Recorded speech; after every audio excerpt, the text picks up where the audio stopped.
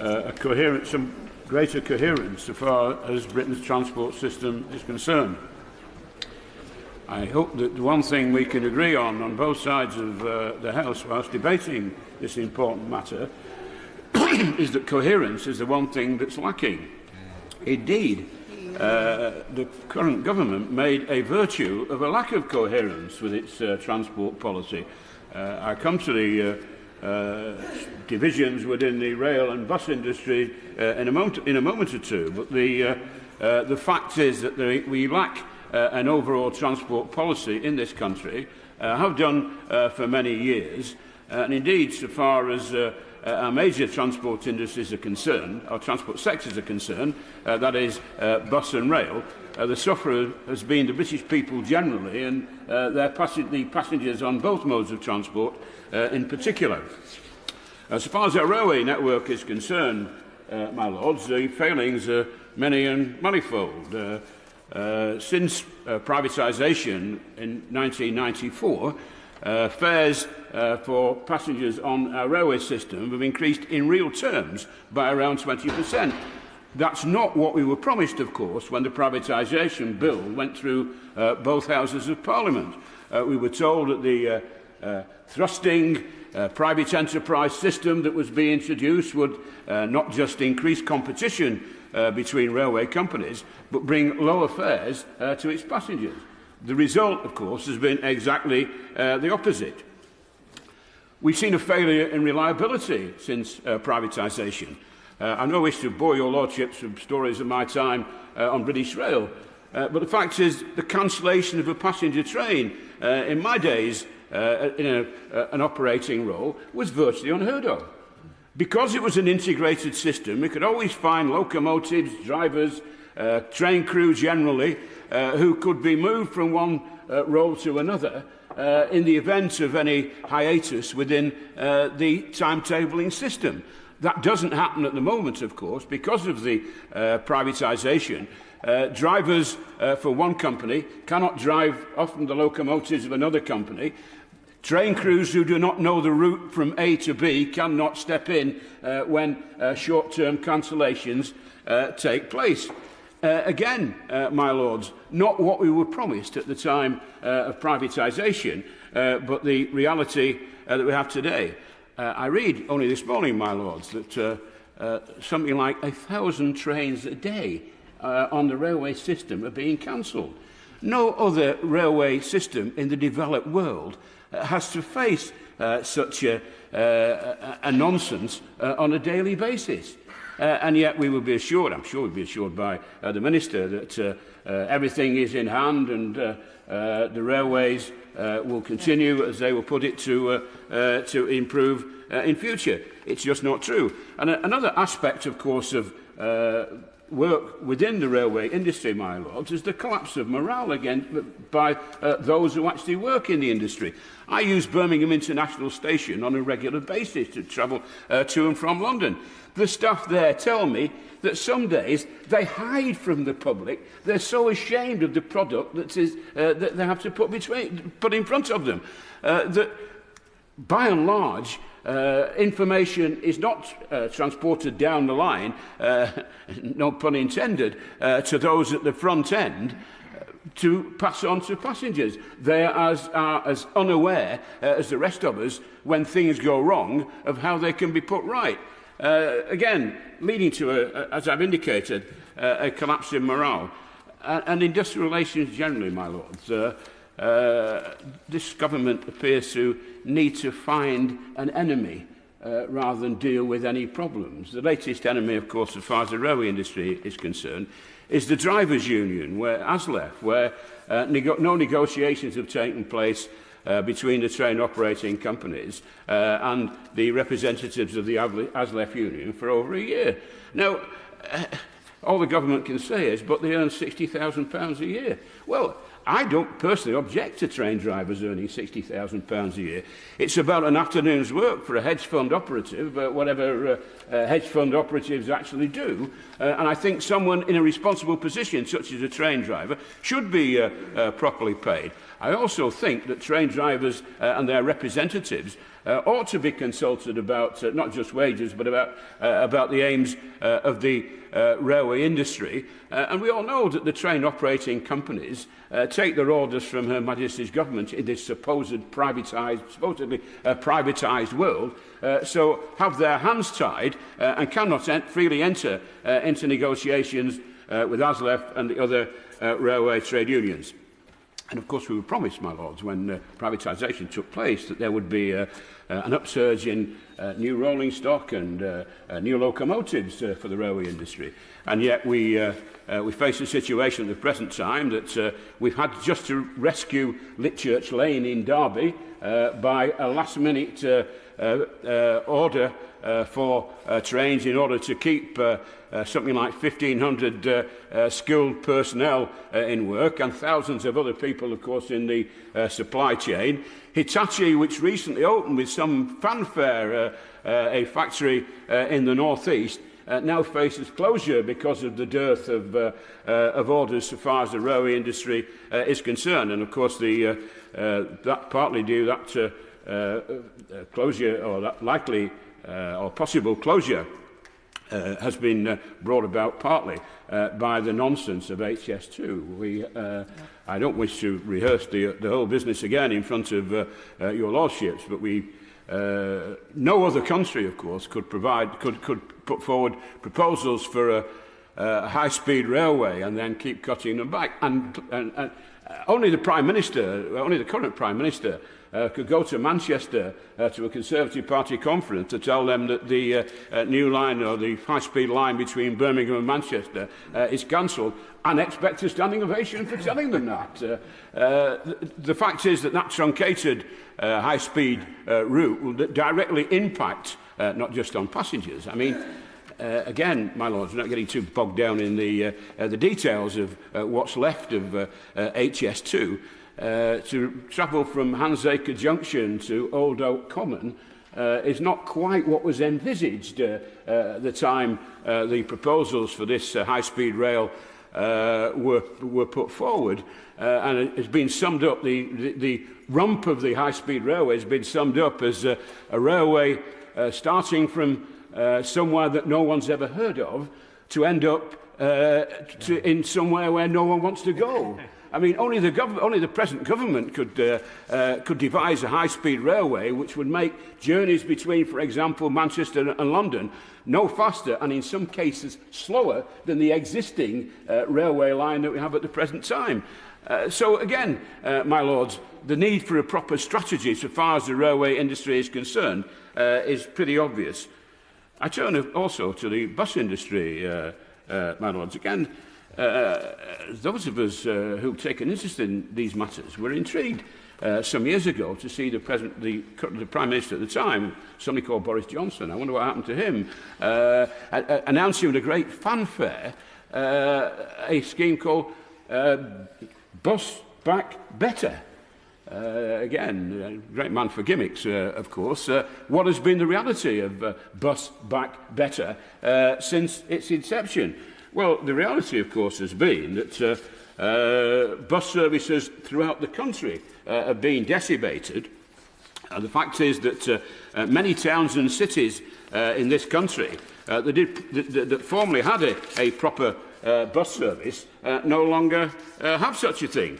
Again, my lords, we were told at the time of bus privatisation, I mean, again, I was a member of the other place at the time, that Nicholas Ridley, the then Transport Secretary, made a virtue of the thrusting competition that would result from the 1994 Privatisation Act. And yet towns and cities in this country have seen their bus services, not only their bus fares increased by, again in real terms, around 15 to 20%, but their bus services decimated.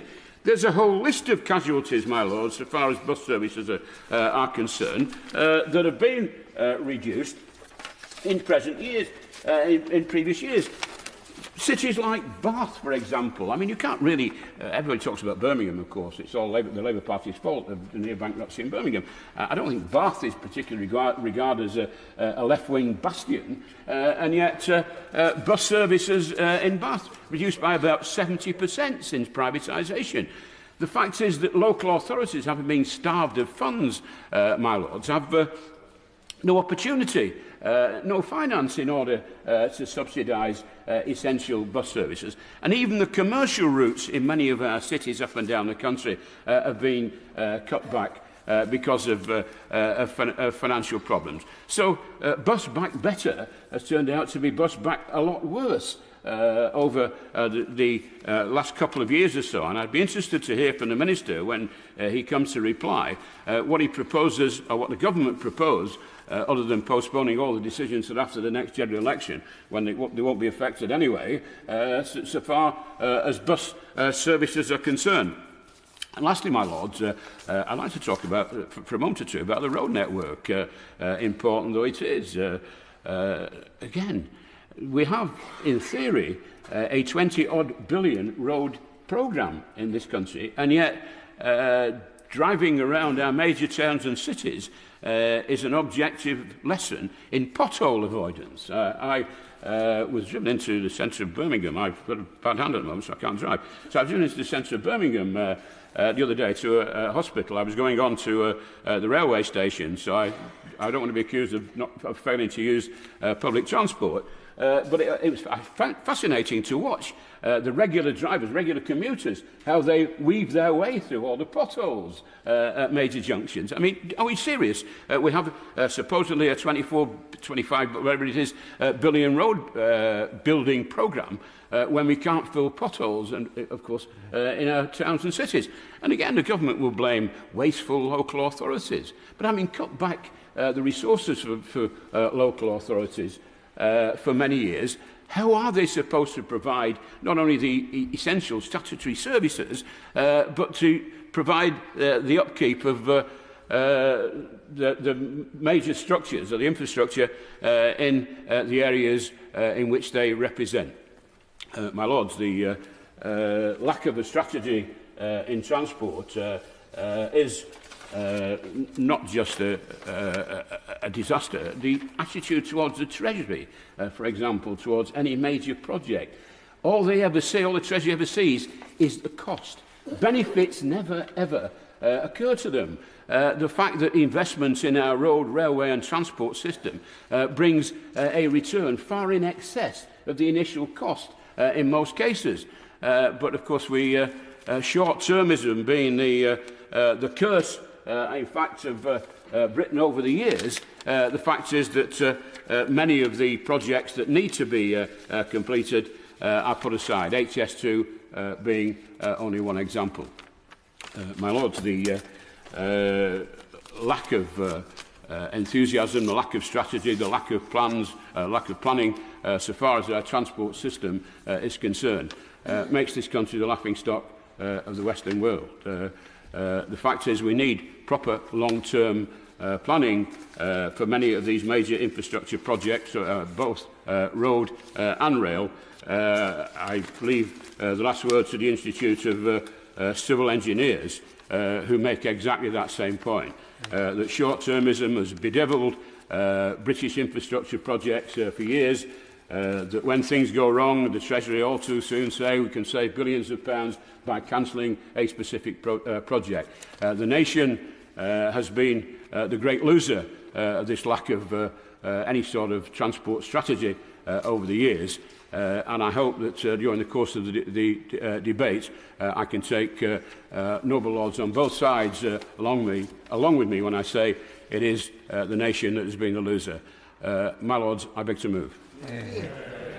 The question is that this motion be agreed to. My Lords, it's a great pleasure to participate in this debate, and I congratulate the noble Lord, Lord Snape, for securing it. Could I say that although somewhat dismal litany that we've heard from the noble Lord, many of us will recognise the challenges and the points that he's making. I should also congratulate the noble Lord that based on the Labour Party announcement of a new policy on transport today, which is all over the newspapers, the noble Lord is obviously still pulling the levers of power in the Labour Party, so congratulations on that too. My Lords, I declare my interest as set out in the register. My Lords, it's a truism that an effective transport system is a central part of an industrial strategy and a driver for growth. It allows towns and cities to have ready access to skills, and it opens up the possibility of development. It allows the movement of freight effectively and contributes to individual travel and leisure. Properly managed, it should also contribute to net zero and a healthier environment, as well as providing a means of levelling up. That list of desiderata, my lords, I believe shows how vital an effective transport strategy is. The list also provides criteria for judging how effective the government has been in delivery, and I look forward to hearing from my noble friend the Minister in this regard. The institution of civil engineers, which the noble lord has just referred to, and I thank them for their helpful briefing, points out that uncertainty is a problem. And I think the delays and the cancellation of a large part of HS2 is a graphic example of that. I was a strong supporter of HS2. Key large-scale infrastructure projects are generally, if not universally, to be encouraged. I don't believe, for example, there are hordes of people who would reverse the Channel Tunnel project now. Also, a glance at the position in other countries is a valuable exercise and a demonstration of major infrastructure's success in being a driver for growth, be it France, Japan, Germany, or elsewhere. My lords, fragmentation of responsibility is another key problem, and one I think that probably has bedevilled successive governments. Investment in England's railways and roads is determined on a different cycle by central government. The centre is also responsible for capital for local roads, bus support and a range of smaller funding pots. Then, of course, there is the new array of metro mayors and combined authorities with various transport responsibilities. I pause there to congratulate the government on metro mayors and combined authorities. I think it's the right policy, and it's leading to innovation and acting as a driver for growth. My point here is that it is one additional layer that has to be brought in as part of the overarching, powerful national strategy. The same is true of the national policies in Wales, Scotland and Northern Ireland, which present another part of the national UK strategy that has to be adopted. I'll be keen to hear what my noble friend the Minister has to say with regard to this. My lords, I believe we need to speed up national planning decisions. This is something I hope that we can all agree on, and this again can be something that will act as a driver of a true national transport policy. We need to sharpen our focus on net zero with a push for the use of trams, buses and trains in urban areas and between urban areas.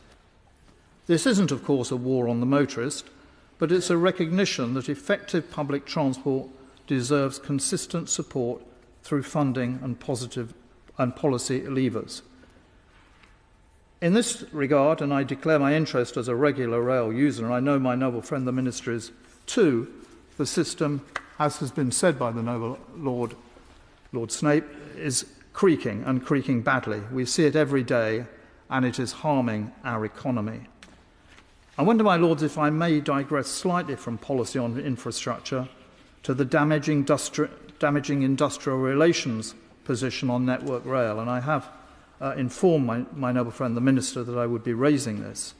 It was also, of course, touched on by the noble Lord Snape. This has gone on for far too long. I wonder what the government is doing to promote a lasting settlement. Not only do strikes and industrial action cause harm to individual journeys and travellers, they damage the economy as a whole. And if I may share a personal example, I chair a charity. Every time there is a strike, a plethora of commercial bookings for that charity is cancelled for strike days. It's International Students' House in London. This causes dismay, it causes individual disappointment, but it, above all, of course, damages the economy of the charity, and it's an illustration of what's happening across the nation. Tens of thousands, hundreds of thousands of examples of that up and down the country. My lords, could I also, in the time available to me, make a plea for a lasting cap on bus fares? I approve of the cap on bus fares, which is due to run out in November of this year, but what is happening after that? And this is another example of the uncertainty which we have in the system. We need to know on a much broader basis what is going to be happening, and we need to know about funding for buses up and down the country. With that, my lords, there's much I know that rests on my noble friend's shoulders, and I know that he is very well aware of the problems and is doing what he can to help, but we do need really some certainty, an end to the fragmentation, speedier planning, and certainly looking at the position in rail is I would think number one for the department, but also looking at the national bus system and how we can do something on fares. But with that, my lords, I look forward to listening to my noble friend's response at the end of the debate. My lords, it's a pleasure for me to be able to congratulate my noble friend Lord Snape for securing this debate today. Over the years, there has been no better advocate for the railway in your lordship's house, and indeed in the House of Commons before that, than him. He features significantly in the 3 books on railways and politics, of which I was co-author. I remind the House of my railway interests as declared on the register. I chair the Great Western Railway Stakeholder Advisory Board and the North Cotswold Line Task Force, and I am President of the Heritage Railway Association. I should apologise to the House for not declaring the HRA interest when I asked a question in the Chamber about coal supplies for steam railways yesterday. For nearly 20 years, from the mid-70s onwards, I was an advisor to the British Railways Board. This was the last time that the industry benefited from the influence of a guiding mind, and they benefited from the energy and enthusiasm of its chairman, Sir Peter Parker, and his immediate successor, Sir Robert Reid. It was their misfortune, and the country's too, that this coincided with a period of managed decline and retrenchment on the railway, and transport policy placed far too heavy a reliance on car usage and road haulage. One of the consequences of that mindset was the decision to reduce the size of the network and take out capacity. With the demand for rail travel having grown so markedly over the past 2 decades, much effort and huge expense have had to be incurred in the limited programme of station and line reopenings. So much more could have been achieved had many of those closures not happened. We are now, my lords, about to embark on another seismic reorganisation, and we have got to get it right. The government is not short of advice on what needs to be done, and I would particularly commend the manifesto for rail published by the lobby group Rail Partners. And they say this, and I quote, "Whoever is in office after the next general election needs to take decisions to ensure the industry has the ability to attract passengers back, to restore hundreds of millions of pounds in lost revenue, drive modal shift for goods against more polluting modes, and ultimately set up the railway for sustainable success. The public is not that interested in how our railways are structured or organised. They just want to have trains that run on time, that are not disrupted by strikes, and fares that offer the best value for money."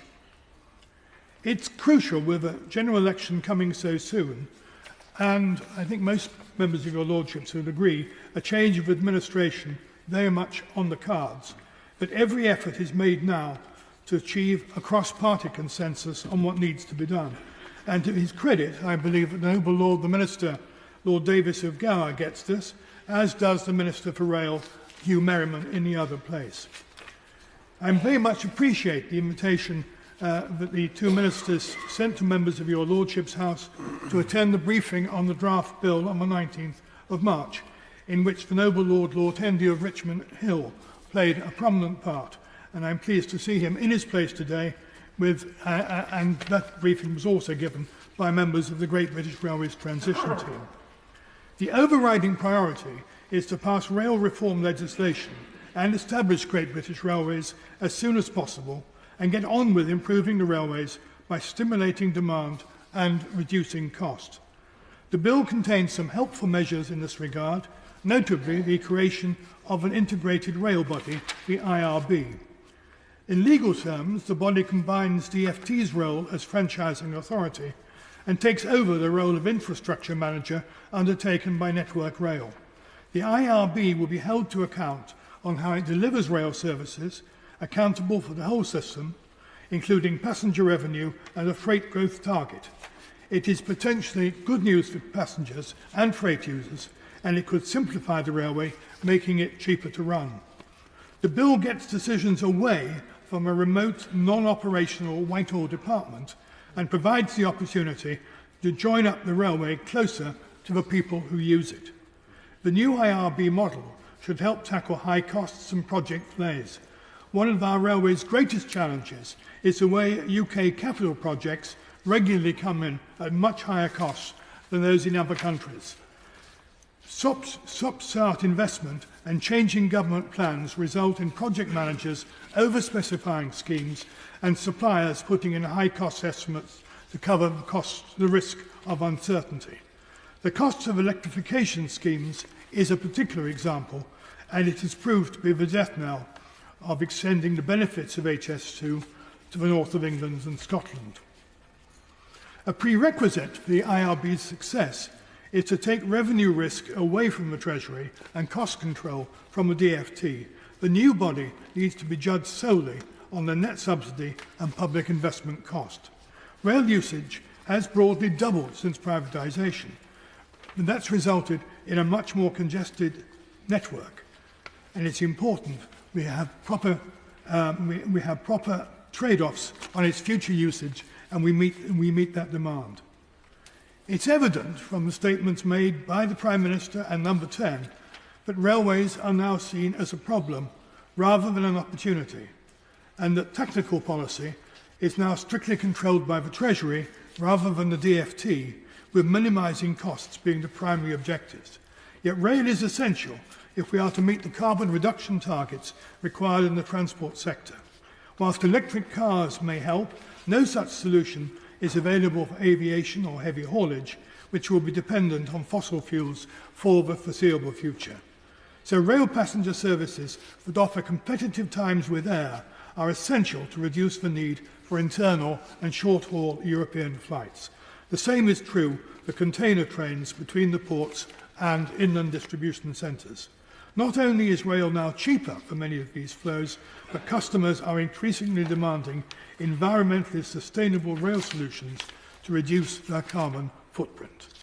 I'm going to conclude with the concluding sentence in a book called Signals Past at Danger, which was my third book on railways and was published last year. And this is, quote, "The railways' capabilities are manifest when the management of the railways is restored to those competent to operate them, with a clear strategy and funding agreed to deliver the outputs of that strategy."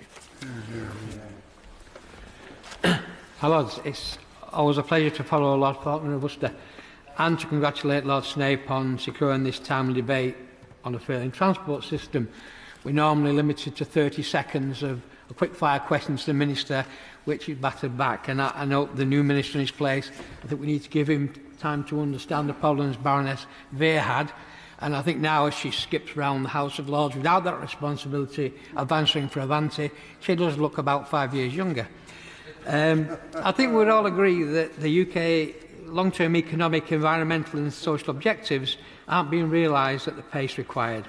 And transport has a key role to play in meeting those strategic objectives. It enables productivity, economic growth, as well as quality of life and social well-being. Not my words, but that of the Institute of Civil Engineers.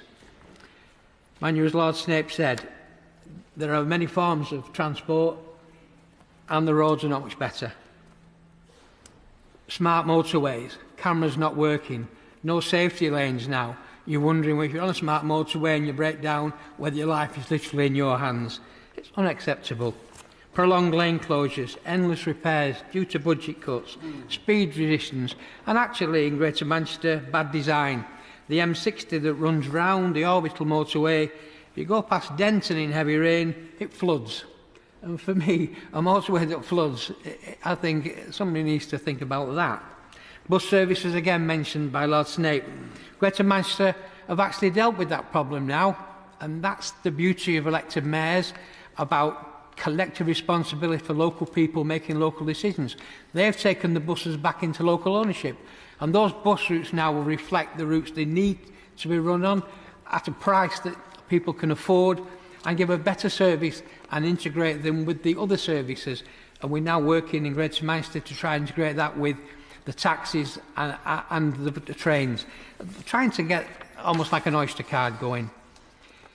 But as I travel down to London daily on the 2-hour grind, well, 2 hours is a good day, normally 2 hours 20 upwards, I listen to podcasts.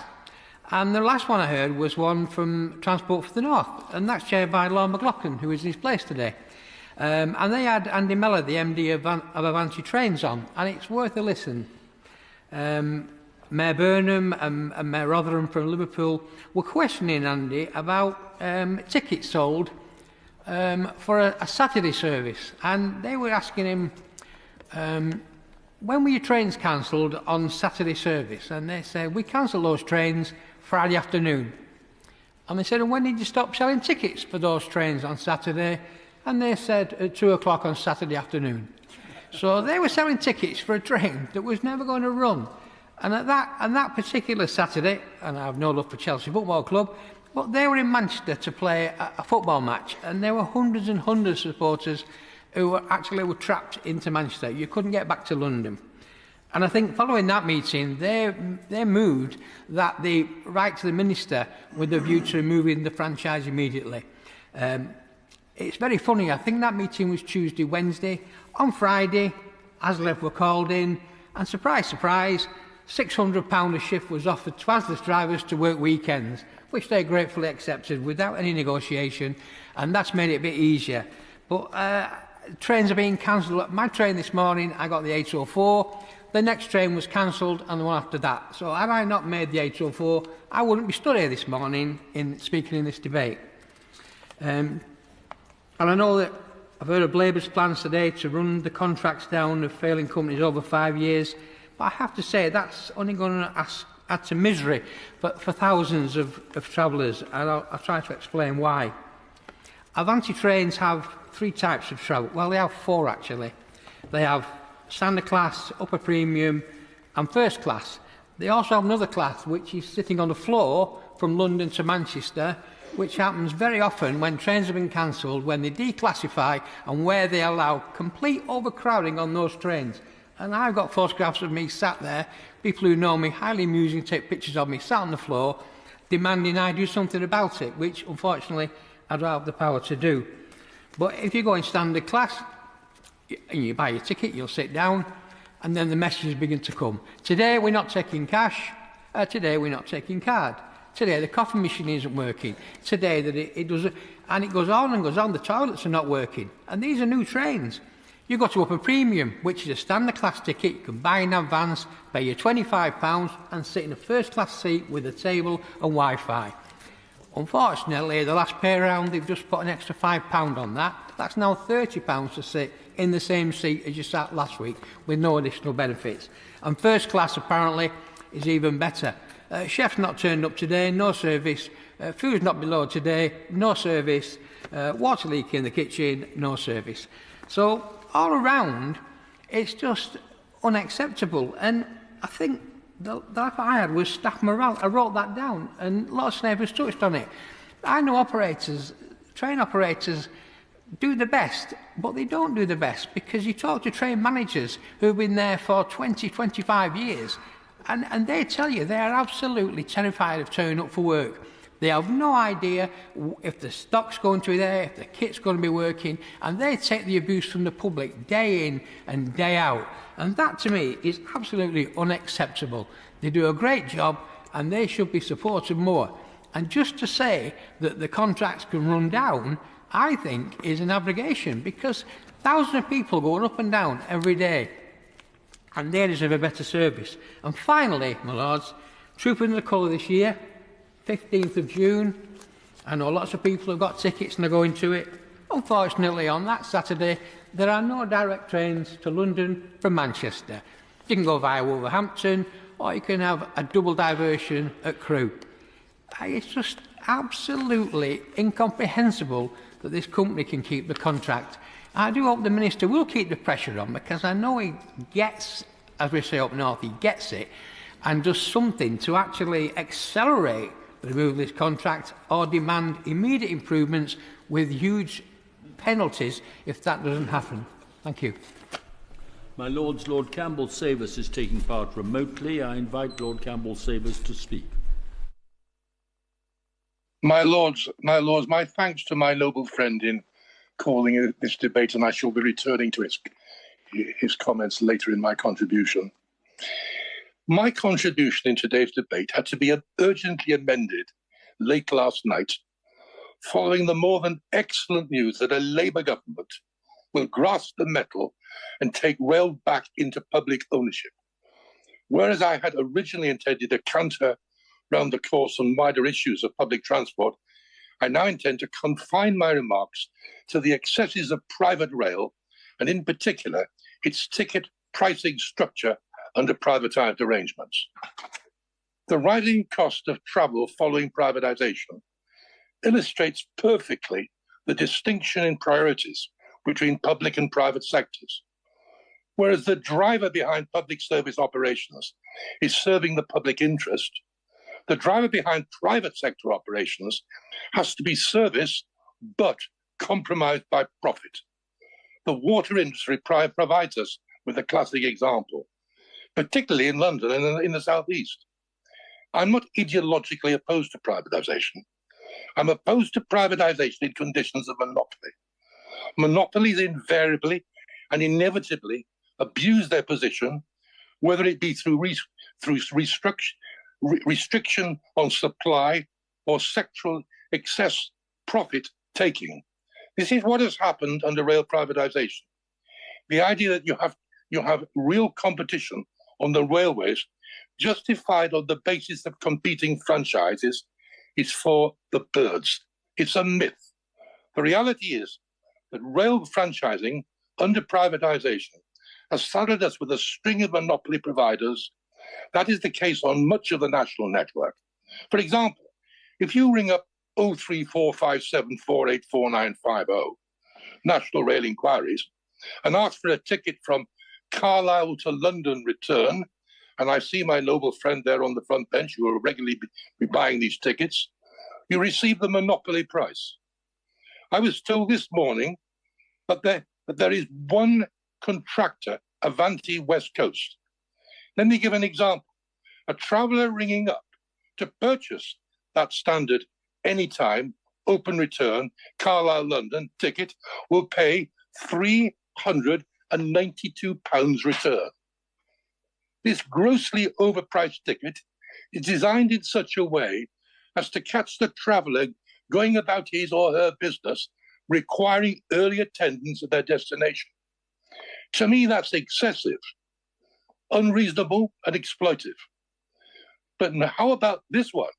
A traveller travelling first class on the same train on a similar open Carlisle London return will pay, listen, £538 return. I asked colleagues to compare that to a London Beijing in the Republic of China return fare available today on the internet from British Airways at £382 return. And similar ticket prices were available from China Airlines and Lufthansa. So it costs the same price to travel standard class, in the old days, second class, London Carlisle return, as it does to fly London to Beijing in China return. What a nonsense. The response of the wider public is perfectly understandable. Drive by car, add to air pollution, add to and put up with congestion on the motorway system, even risking the potholes that characterize much of our motorway network, and then go on to further increase congestion in London when you arrive. That is the legacy of privatization. Ignore the public interest, profit before people. Of course, the rail companies respond with the mantra, pre-book, pre-book. My main complaint in today's debate, it is hugely inconvenient for many in the world of work to pre-book where travel is essential, often at short notice. Business, wider industry, and the professionals need to rely on sensible input costs if they're to remain competitive. They don't necessarily need subsidy, but equally they need to avoid exploitive costs if the need is to remain competitive. The whole system of same-day ticket pricing is in urgent need of reform, and I'm confident that the Labour government will address that problem. My case is simple. The public utilities are there to support the wider economy. Their pricing structures should reflect the public interest, not the pursuit of speculative profits. Labour has to sort this out. That's at the heart of yesterday's announcements, which I hugely welcome. Before closing, I need to congratulate my noble friend, an old friend of mine, Lord Snape, in bringing this debate. He lives in the real world. He, like me, rejects a world where the profit at any cost approach to the provision of public service trumps the wider public interest. Thank you. My Lords, I too commend Lord Snape for initiating this very timely debate from which I suspect a fair amount of consensus will emerge, at least about what is wrong. In the noughties, I worked as Tony Blair's strategy advisor, and amongst my tasks was to lead a study by officials of the UK's transport system, road and rail. My Lords, it was a sorry, chastening experience. We identified that the UK had, by a country mile, the least developed road and rail network of any major country. And the core reason for this was that for the previous 50 years or more, the UK had invested under both main parties a lower share of GDP than other major countries, and that at the first sign of economic reverse, and it happened time and time again, capital spend had been cut in favour of current spend. Frankly, my Lords, the Treasury appeared not at all to value the payback that comes over time from investing in more efficient transportation. Germany's GDP per hour worked is 23% greater than the UK's. France, 17% greater. Their superior performance, of course, is not all down to their superior infrastructure, but, my Lords, it surely helps. Tony Blair gave an in-principle go-ahead to a high-speed rail network linking Liverpool, Manchester and Leeds to London. Lord Adonis picked up the baton. It is nationally shaming, my Lords, that 20 years later no part of that vision is operating, and that, I think ridiculously, after multiple revisions, only the Birmingham to London section of HSR is now under construction. At the time of Tony Blair's go-ahead, China had no high-speed rail network at all, whatsoever. Now, incredibly, and it is very hard to believe this figure, China has more than 40,000 kilometres of HSR in operation. The UK, as we meet today, has 113 kilometres of high-speed rail. A World Bank study identifies how China has achieved this remarkable transformation.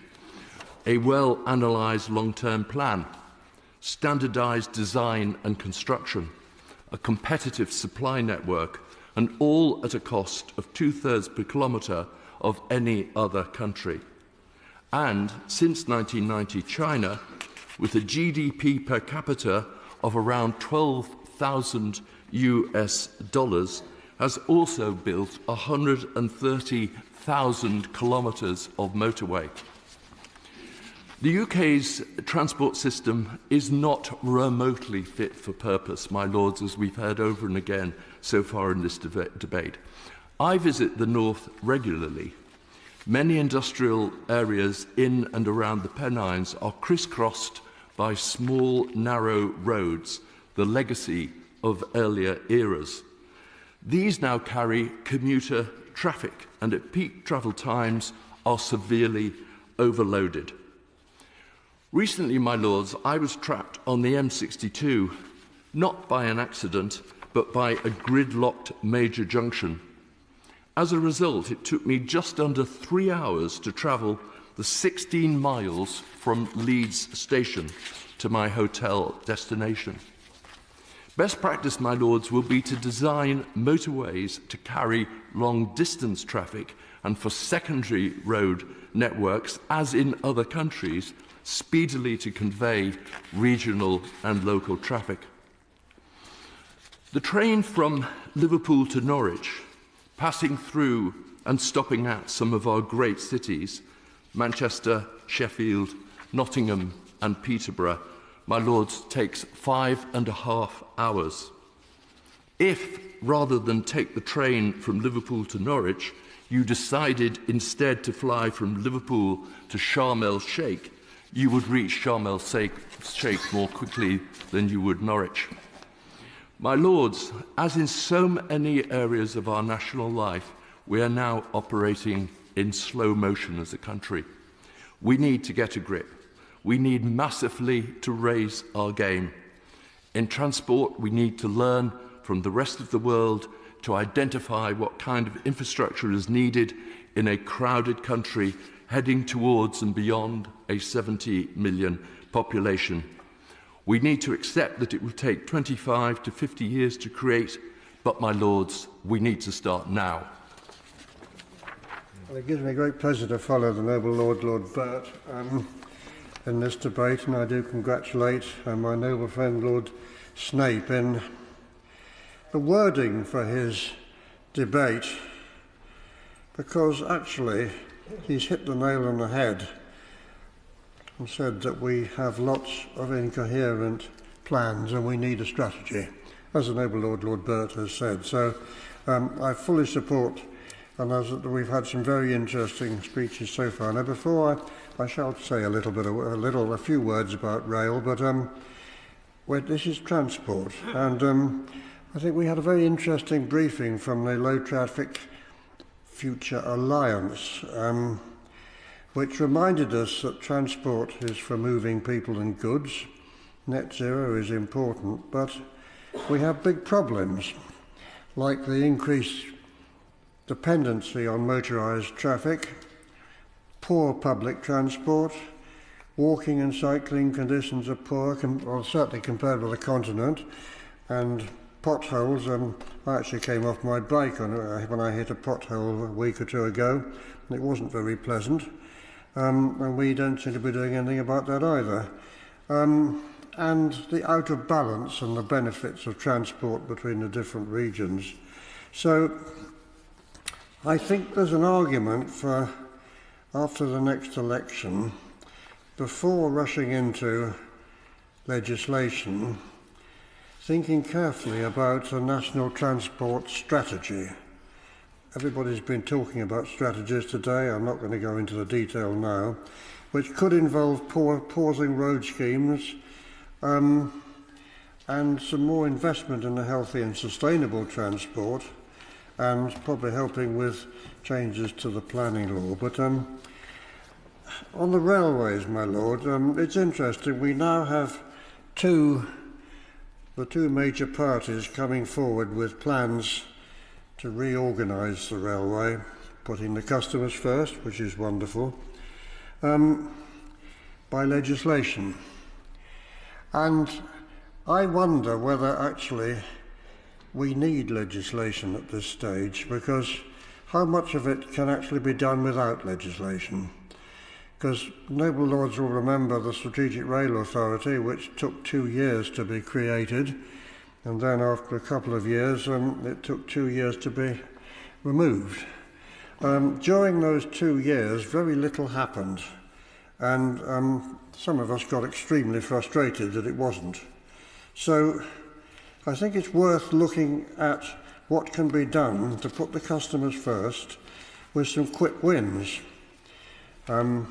Many noble lords have mentioned strikes, and that's the first thing, and I trust that a new Labour government will do that. But I believe that many of the problems which noble lords have spoken about this morning, and I've spoken about as well, are down to bad management. I'm not sure it matters particularly whether that management is a nationalised sector or it's a private sector, and I think the rail partners' proposals are a pretty good mix of the two. But the management, mainly from the Department of Transport, with a bit of, well, whether it's support or not from the Treasury, we can debate, but they have not organised many of the problems, noble lords have said, at all well. My noble friend Lord Campbell-Savage and others have talked about the train fares, but actually most of the train fares are set by the government. And it's the train operators that have to implement it with adding a few of their own ones like savers. And I think one of the issues which I shall be pursuing over the next few weeks is an idea that train fares should go to the operator on whose train you are sitting. And they don't at the moment, unless they're savers. But on all other fares, they get divided between, if there's two operators on a particular route, they get divided between those operators. Now, to me, that removes all incentive for the operators to do better, and it's a really serious issue. It could be done now because everybody, well, most people actually have their tickets checked electronically, and it is possible to do it. And that means that the train operator, whether they're in the private sector or the public sector, I don't think matters very much, but it means that they have an incentive, A, to run the trains, as other noble lords have said, doesn't always happen, B, to provide decent seating, catering, clean trains on time, and a timetable that the customers want, and the mitigation of things when things go wrong, looking after the customers. Now, that doesn't need legislation, and it won't cost the Treasury a penny. I think now there's enough information on tickets for this to be taken forward, because actually the train operators who are there now could very quickly demonstrate how good they are, if they are, or how bad they are if they're not. And then that leaves the Department of Transport at the moment, until there's a change, to identify whether there should be any changes. So, my lords, I think we're having a very interesting debate on all this. I don't believe that it's necessarily in everybody's interest and in the passengers' interest to have to hang around for a couple of years before any legislation gets through, because I think a great deal of it can be done now. And if the management in the last few years has been bad, as I think I certainly has been pretty bad, then that's something that can be dealt with very quickly. And I think that's something that we should be looking at, rather than saying let's do nothing for 2 years. But I can conclude by congratulating my noble friend, and I'm looking forward to hearing what the Minister has got to say. Britain was once a great innovator in transport. It was the first European of the European nations to create a modern transport network. And in the late 18th century, John Macadam and Thomas Telford, known to his contemporaries as the Colossus of Roads, were at the forefront of an endeavour to construct a serviceable network of highways that expedited travel in an unprecedented way. At the same time, a network of canals was under construction that enabled goods and freight to be conveyed over long distances. Then, from the middle of the 19th century, a vast network of railways was under construction. This was achieved by speculative private enterprise, which often resulted in private ruin. And in Lewis Carroll's poem, The Hunting of the Snock, we hear of threatening a person's life with a railway share.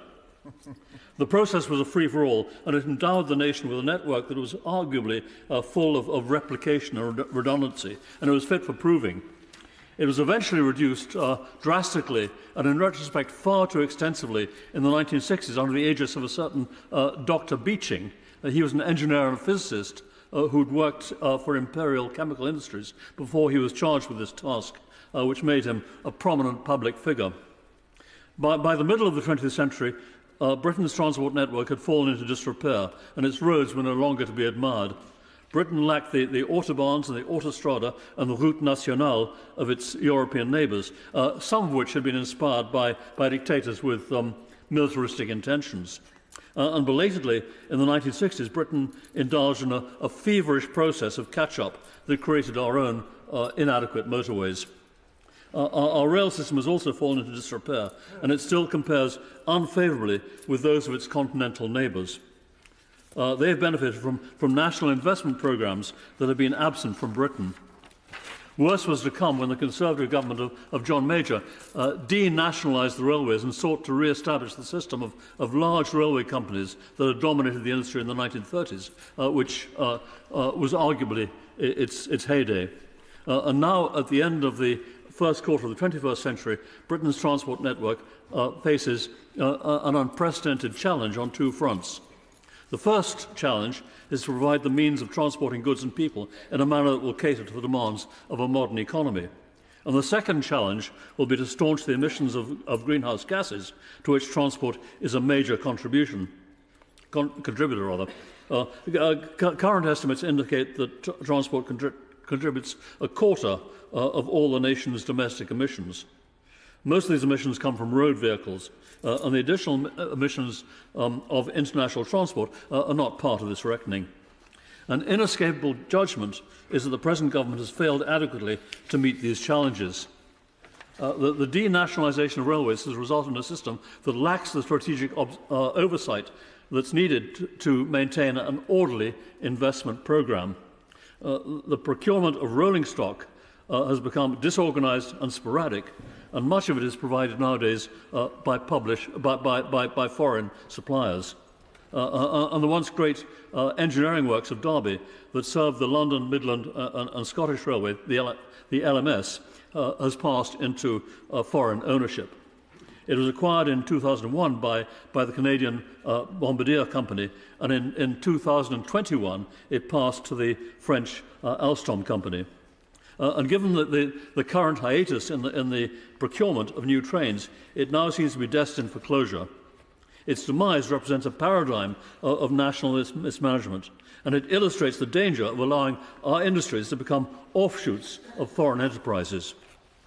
It must be acknowledged that rail transport contributes only a small proportion of the nation's emissions of carbon dioxide and of greenhouse gases more generally. However, there are two reasons why attention should be paid to the matter of its reform, and an incoming Labour government would be committed to do this. First, there are numerous diesel-powered trains on the network that do contribute significantly to the pollution and which need to be eliminated. Next, an expansion of the network would enable people and freight to be transferred from the roads, and this would be an effective way of reducing emissions from road vehicles. The modest size of the total emissions coming directly from the rail network is a testimony to its energy efficiency. It's also due to the fact that much of the traffic is powered by electricity. There must be a concern for how the electricity is generated, for it's not free from emissions. Nevertheless, further electrification should be seen as a means of eliminating diesel power. But Britain faces some difficulties in this connection that do not affect the continental railways to the same extent. Many of the old bridges and tunnels have small apertures that prevent the installation of overhead cables. To overcome this difficulty, trains must be available that are powered by batteries and fuel cells. And here there's been virtually no progress, for which there can be little excuse. A major reduction in emissions must come from the reduction in the number of road vehicles powered by internal combustion engines. And here, too, the steps taken so far have been wholly inadequate. The government has backtracked on its original commitment by deferring the ban on the sales of such vehicles to 2035, which is 5 years later than was originally proposed. And the ban on sales of petrol and diesel-powered vehicles should provide a stimulus to our automotive industry, which must adopt batteries and hydrogen fuel cells as a means of powering road vehicles. And this will be an effective stimulus to the industry only if there's an accompanying development in the industries that provide batteries and fuel cells. And it's doubtful whether our automobile industry will be able to rise to the occasion. It's in the hands of foreign and international owners who see their British factories as offshoots of their main enterprises. They will be willing to close them and to move their operations elsewhere if this becomes a more profitable option. And the manufacturers are liable to be drawn to places where a supply of batteries is close at hand. And the UK has failed to develop an industry that can manufacture batteries in the numbers that are required.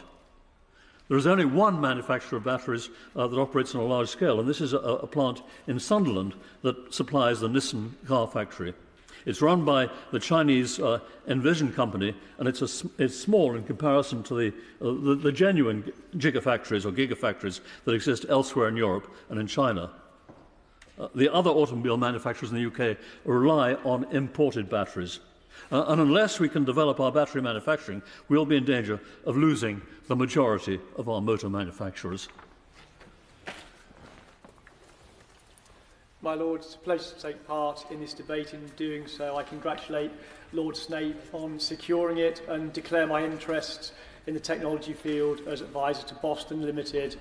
I'd like to speak in transport in terms of accessibility and technology, and to begin with the buses. In London, we are incredibly fortunate with so many of our transport modes, not least with the accessibility of London buses with the audio-visual output. Similarly, I was privileged in 2016 to launch Manchester's talking bus fleet. Other major cities have followed suit, and we passed legislation to this effect a number of years ago. But can I ask the Minister, when he comes to respond, what's this picture looking like across the country? Is it still the luck of where you happen to get onto a bus as to whether you can have that audio, that visual information which so many of us require? Similarly, so-called floating bus stops. These, my lords, are bus stops where there's a cycle lane between the pavement, the bus stop, and then the carriageway where the bus pulls up. How are disabled people supposed to safely and effectively board and alight those bus services? I asked my Labour friend the Minister what equality impact assessment has been done around so-called floating bus stops. It must be clear that buses have to be able to pull up, pick up and drop off at the curbside rather than what feels like a floating bus stop, getting on and off the bus in the middle of nowhere. Yeah. Would my noble friend and Minister agree that it's time for a moratorium on all so-called floating bus stops so they can be fully assessed and an impact assessment undertaken? Similarly, will he convene a meeting with the Secretary of State and interested parties to come up with accessible, inclusive solutions, which floating bus stops certainly are not? Moving to taxis, an incredibly important part of our public transport network. We currently have the ludicrous situation in the City of London where Bank Junction is closed to black cabs, erroneously on safety grounds, even though a black cab has never been involved in an accident at Bank Junction. Similar issues with cabs at Bishopsgate and indeed barred from Tottenham Court Road. Would the Minister consider writing to the City Corporation in relation to Bank Junction and Bishopsgate, writing to the leader of Camden and indeed the Mayor of London in relation to Tottenham Court Road, to establish how these effective bans on our excellent black taxi fleet, how they deliver for accessibility, how they deliver for inclusion, and how those various authorities believe they are complying with their equality duties, not least the public sector equality duty. My Lords, to finish, another area, so-called shared space, which many Lords may have had the pleasure not to come across. These are the architectural, the planning folly, where roads are completely made wide open. Pavements, curbstones, signs, road markings, crossings, signals, all taken away under the belief that then road users and pedestrians will be able to better get on and be more sympathetic to one another. Buses and blind people, toddlers and tankers, able to interact in this extraordinary utopia. We managed to achieve a moratorium on all new so-called shared space. But can I ask my noble friend the Minister, what's happening with all existing shared space developments in terms of the cost of maintenance? How many have had to be retrofitted to make them accessible for their local communities? Isn't it a tragic situation that we have where more disabled people are gaining employment than at any time in our history? Leisure facilities, social facilities are all becoming more accessible, inclusive. But if disabled people aren't even able to get there for want of accessible transport, or by the time you pitch up at work, you're so stressed because of the inaccessible experience you've had on the transport, what an unnecessary burden to put on disabled people across our country. Wholly avoidable, and yet currently not avoided. Turning to technology, we have an extraordinary opportunity with transport, nothing short of the complete technologisation of all of our transport. AI, blockchain, Internet of Things, of course. What extraordinary possibilities to optimise the transport system and all of the vehicles, all connected in real time. Emergency vehicles being able to be given the best route through congested traffic, congestion reduced, efficiency increased.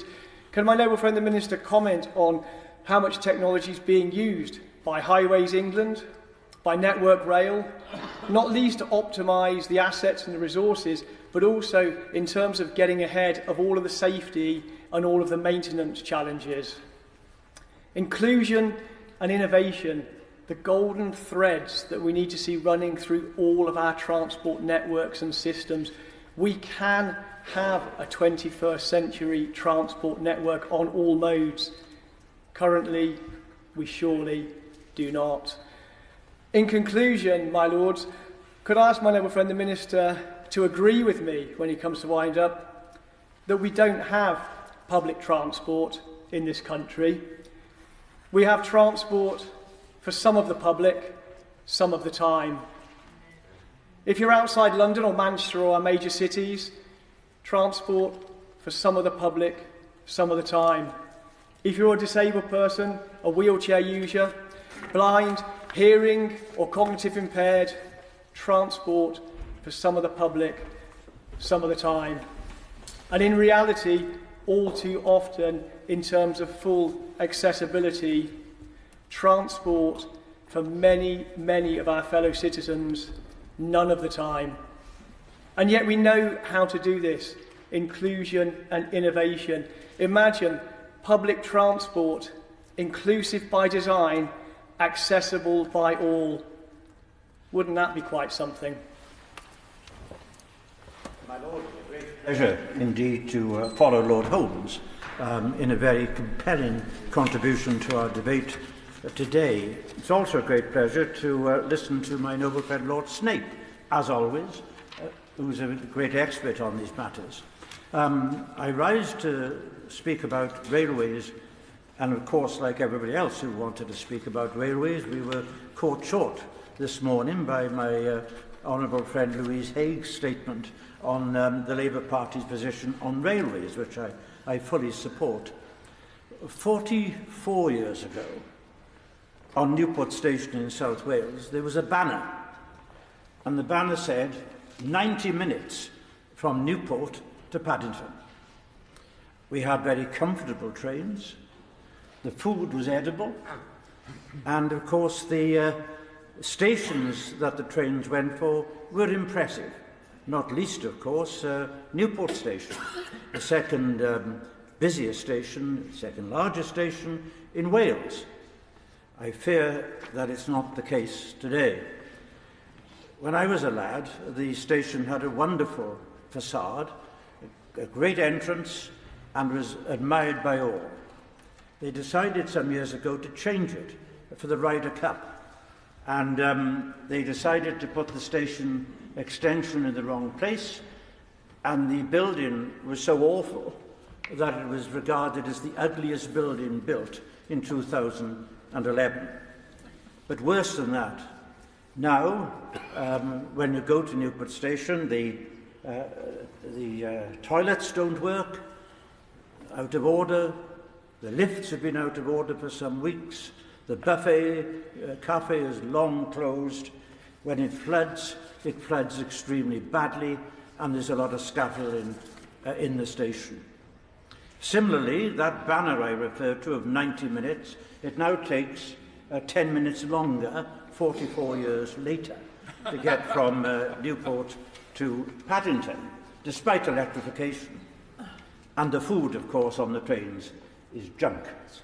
Now, when you have a look at the Great Western Railway, which I've done for nearly all my life, their staff are hugely impressive. Great staff, very courteous, very engaging. As I said, the electrification has certainly helped. But we have seen over the last number of years a deterioration in the service of a once great railway company. Cancellations of trains are normal. Unreliability is inevitable. Lateness nearly all the time. And perhaps worse than all of that, the overcrowding is now wholly unacceptable. And the reason for that is because the trains which run from London to South Wales and to the West Country are often cut by a half in the number of their carriages. From 10 to 5 is quite normal. Indeed, I was on one not long ago when they were so overcrowded that a woman actually fainted in Reading Station, and the train had to stop for 10-15 minutes longer. That's the state of, as I say, a once great railway company. And so, over the last 3 decades, I think we've seen deterioration. In 1994, when I was in the House of Commons, I voted against privatisation. I see no reason in the world that I was wrong at the time. I think Lord Campbell-Savers, who made an excellent speech on what's happened to railways in the intervening years, was absolutely right. The fare structure is complicated, fares are hugely, hugely too high, and of course industrial relations is in a mess. It's a sorry story, and it's a great shame, because I am a great lover, as many of your lordships are, of our railways. It's the best way to travel, it's the most environmentally sensible way to travel, and it's the way that I would always inevitably choose. And it's a sadness that your lordships have had to comment on and point to the deficiencies of our network in our country. I've touched on a few on the GWR, but there are other examples as well. And so I personally welcome the announcement by my party today on taking into public ownership, but not in an old-fashioned way, by letting the franchise disappear and then replace them as they have in a number of companies in the country. I think that is the way ahead. And I just hope that in 5 or 6 years' time, the Great Western Railway will be replaced by the Great British Railway. My Lords, my congratulations to my old friend Lord Snape for this debate and for his opening speech. In particular, his excoriation of the railway system for the experience of passengers these days under privatisation, which my noble friend Lord Murphy has just underlined. His anecdote of Newport Station takes me back even further than 44 years, when I used to visit my Welsh relatives, and I was quite admired and rather impressed by Newport Station, and even more impressed by the train service at the time. It has sadly deteriorated. I also welcome, like Lord Campbell-Savers and Lord Murphy, the announcement by my friend in another place, Louise Haig, who I hope very soon will be Secretary of State for Transport. We need a drastic change in the way we run our system. Since privatisation, the situation has become even more dire for passengers year by year, and we've ended up, in effect, with the state having responsibility without power and having to meet a significant part of the cost. The system of franchising is broken. The successive regulators have failed. We've had, for example, we've had the Strategic Rail Authority, we've had the Office of the Rail Regulator, we now have the Office of Road and Rail. My Lords, I think it would have been more accurate if they'd all been designated with the title of off-track. Because, my Lords, that's what they are. The system has gone downhill ever since privatisation. And whatever the failings beforehand, they have been multiplied since. My Lords, this calls for a broader approach to transport policy. Before I leave rail, I should also mention that the noble Lord Goddard has drawn to my attention since the start of this debate and his own speech. There have been 10 cancellations out of Euston Station this very day. But it is wider than rail policy. Transport policy has many objectives, and some of them are contradictory, and they need a cohesive and clear approach in relation to within sectors and between sectors. Some of these contradictions, some of these problems are macro, like the state of the railways and the fiasco of HS2. But some are micro. To take a personal example, I live 7 miles from the railway station. There is a bus service from my town to there. There's only one bus per hour. There's only, outside the rush hour, there's only one train per hour. But the first 3 buses in the morning are scheduled to arrive 3 minutes after the train has departed for London and the train has departed for Exeter. My Lords, a little bit of integration can always help. And that causes people to rely entirely on their cars, increase the congestion on inadequate rural roads, and increase the pollution. My Lords, we need integration within and between sectors. I, for example, support more space for cyclists. But some of the provision for cyclists contradicts the road users elsewhere. The noble Lord Holmes has just reported one effect of shared space and of floating bus stops. We must ensure that pedestrians as well as cyclists are protected, and that the provision of cycle lanes is done in such a way, and I support the provision of more cycle lanes, is done in such a way which doesn't increase greater congestion and danger to pedestrians. We need a real integrated plan. Others have referred to the proposals by the Institute of Civil Engineers for integration of transport infrastructure. It needs to be broader than infrastructure, but infrastructure is where it starts. My Lords, we need to ensure that there is some degree of modal shift away from fossil fuel-using cars and pollution-producing transport. Freight trains, for example, contribute about a quarter of the carbon emissions that the equivalent on the roads would provide. We need to ensure that that is provided for in the infrastructure on the roads and as well as on the rail. My Lords, I just want to mention 3 things which are dear to my heart and which have not been touched on much today.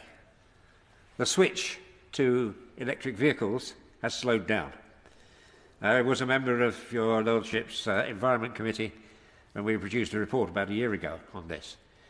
I would like to see some clear and positive response to reversing that decline and to ensure in particular that there is a market for small electric vehicles within this country. Second point, aviation, and I declare my vice presidency of BALPA at this point. If aviation is to continue to supply domestic and short-haul routes, it has to be more environmentally sustainable. That means more investment in sustainable aviation fuel, but it also means a concentration on changing the pattern of flight and of scheduling and of payload and the way in which our domestic aviation system works. That has hardly been received any attention at all. And lastly, building in part on what Lord Holmes has already said, road safety. I was disheartened a few weeks ago when the Minister replied to an oral question that he saw no reason to have a road safety strategy. My Lord's previous road safety strategies have worked very successfully and saved many lives. You need to integrate driver behaviour, road design, vehicle design, and road signage and speed and traffic organisation. That is quite difficult. It needs to be integrated in that area, but to save the continuing high-level accidents and of danger to pedestrians as well as car occupants, we need a proper road safety strategy, and I hope the Minister can include that in his replies. So, my Lords, I hope that we can see a more integrated approach. I hope that the incoming government will provide one. I think the announcement on railways is a good start, but we need to have a much broader policy than that, that takes in all modes and all types of user. My Lords, I thank Lord Snape, the noble Lord Snape, for securing this important debate, and he gave us a splendid knockabout speech to start with, full of horror stories, and these horror stories have been added to failures, inconveniences, cancellations, and so forth in the course of our debate. But I would like to take the word strategy seriously, and I would say that many of these comments, these examples that have been deduced today, are not really pertinent to the question of strategy. They are what I would rather think of as tactical failings. And you can have a large number of tactical failings without meaning you haven't got, it doesn't necessarily mean you haven't got a good strategy nonetheless. Now, that said, I don't think the government has much of a strategy for transport, but I do think the two are worth distinguishing. I'd like to use the few minutes available to me to set out what I think are some of the principles that ought to underlie a transport strategy for this country, indeed for the United Kingdom. The first is we need to think the right way. We need to think teleologically about transport. The purpose of transport is transport. It is moving people and goods. That movement brings benefits. Of course it does. It brings economic and social benefits. But these are not inherently the purpose of transport. They are beneficial consequences. Just as transport brings pollution, pollution is not the purpose of transport. It is simply a negative, an unwelcome consequence. We need to distinguish between the purpose of what we're doing and the consequences. That would be my first point. The second point is that nor is it the purpose of transport to meet non-transport policy objectives. For example, net zero. I think it's quite interesting, incidentally, as an aside, that I'm probably the first person in this debate to use the words net zero. And I don't use them in a very positive way, but I just give it as an example. Extraneous policy objectives are constraints on how you deliver your transport policy. They tell you how you should be doing it rather than why you should be doing it. And that's also a necessary clearing of the mind if we are to think about these things properly. Now, the next point I'd want to make, and it might seem obvious, but it has huge consequences, is public transport works best where you have passengers, where you have a concentration of passengers. And that means it works well, largely speaking, in cities and larger towns. That is, having that density of population is a necessary condition for sustainable public transport. Now, it is, of course, possible that transport services can create density in the way that the Metropolitan Railway created Metroland, but our anti-development planning policies nowadays make that a thing, sadly, of the past. Now, the fourth point is that as a consequence of that, we have to be realistic about what we are ever going to be able to offer rural areas in terms of public transport services. The idea that rural areas are going to have transport services that are akin to what is on offer in London is simply unrealistic. It is to hold out a pledge which can never be met. But it does emphasise that, especially in rural areas, there is always going to be a very important role for the private motor car, and indeed for cheap private motor cars. So the whole question of electric vehicles and how far we can expect them to spread, especially in rural areas, seems to me to be determined by their cost. And at the moment, they are far too expensive. But if we want cheap ones, we're going to have to pay to import them all from China. That's basically the dilemma we're facing on that. So we need to be realistic about that. The next point, and this might be controversial, is that public transport is expensive to run, especially rail. It costs a great deal of money, and it's not simply because of the monopoly supply of labour and the way in which the trades unions have been able to extract enormous salaries, especially for drivers, as a result of that. So it's very expensive to run, and only the fare payer or the taxpayer can actually pay for it. The money has to come from one of those two sources, and it's a profoundly political decision how that expense is going to be allocated. My suggestion, unpopular though it may be, is that any national strategy should be directed at maximising fair income. This does not mean high fares for everyone, because transport is a paradigm case of where marginal pricing adds to income. Railway operators have understood this since the railway started in the 19th century. The fact is, it costs the same to run the train, whether it has more or less the same, whether it has passengers on it or not. And so even £1 from that last marginal passenger actually adds to income.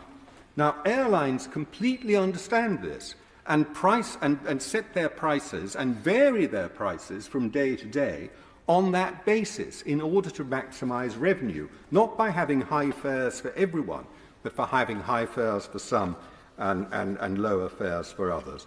And we should perhaps learn from that. I would like to say, I'm coming to a conclusion, a lot about technology, as my noble friend Lord Holmes of Richmond. That would be another speech. There is a great deal to say on that. But I will briefly, finally, say something about the nationalisation of rail as announced today. I am not, despite what you might think, a mad privatiser of every utility. In fact, I was Deputy Chairman of Transport for London, so I can hardly believe entirely in privately running things. But the announcement today will, of course, make no difference whatsoever. Nearly everything you can pick up and touch in the railways is nationalised already, except the trains. If you take over the train operating companies, which are already puppets of the Department for Transport, you will simply have the same people doing the same job.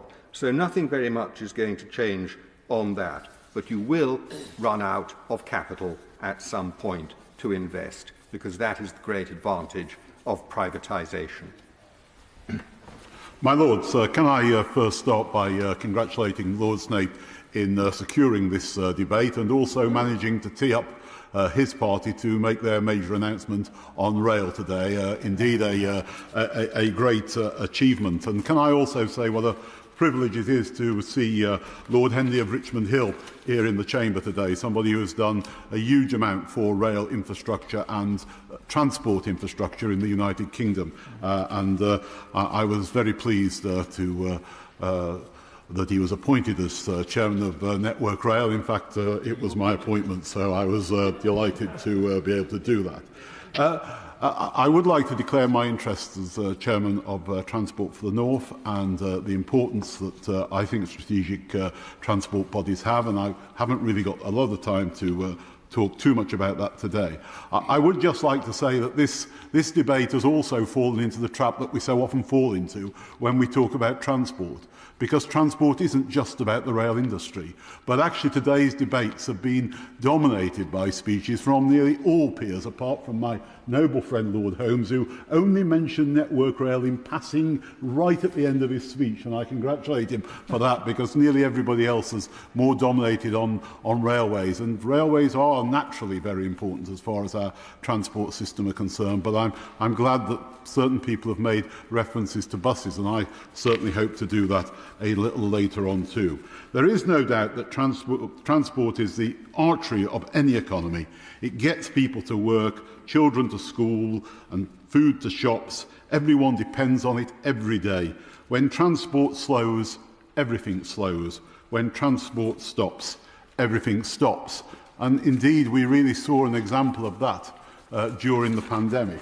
And quite a few of the problems that we're facing today actually relate from the pandemic. And I think we almost forget that just 4 years ago, the country was virtually all at a standstill because of the pandemic.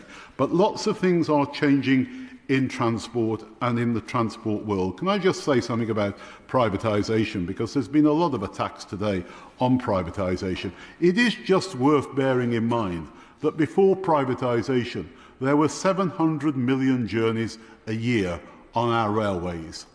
Actually, the year before the pandemic, there was 1.8 billion journeys on our railways. We've seen a revolution in the rail industry, of its doing far, far more and serving far, far more people.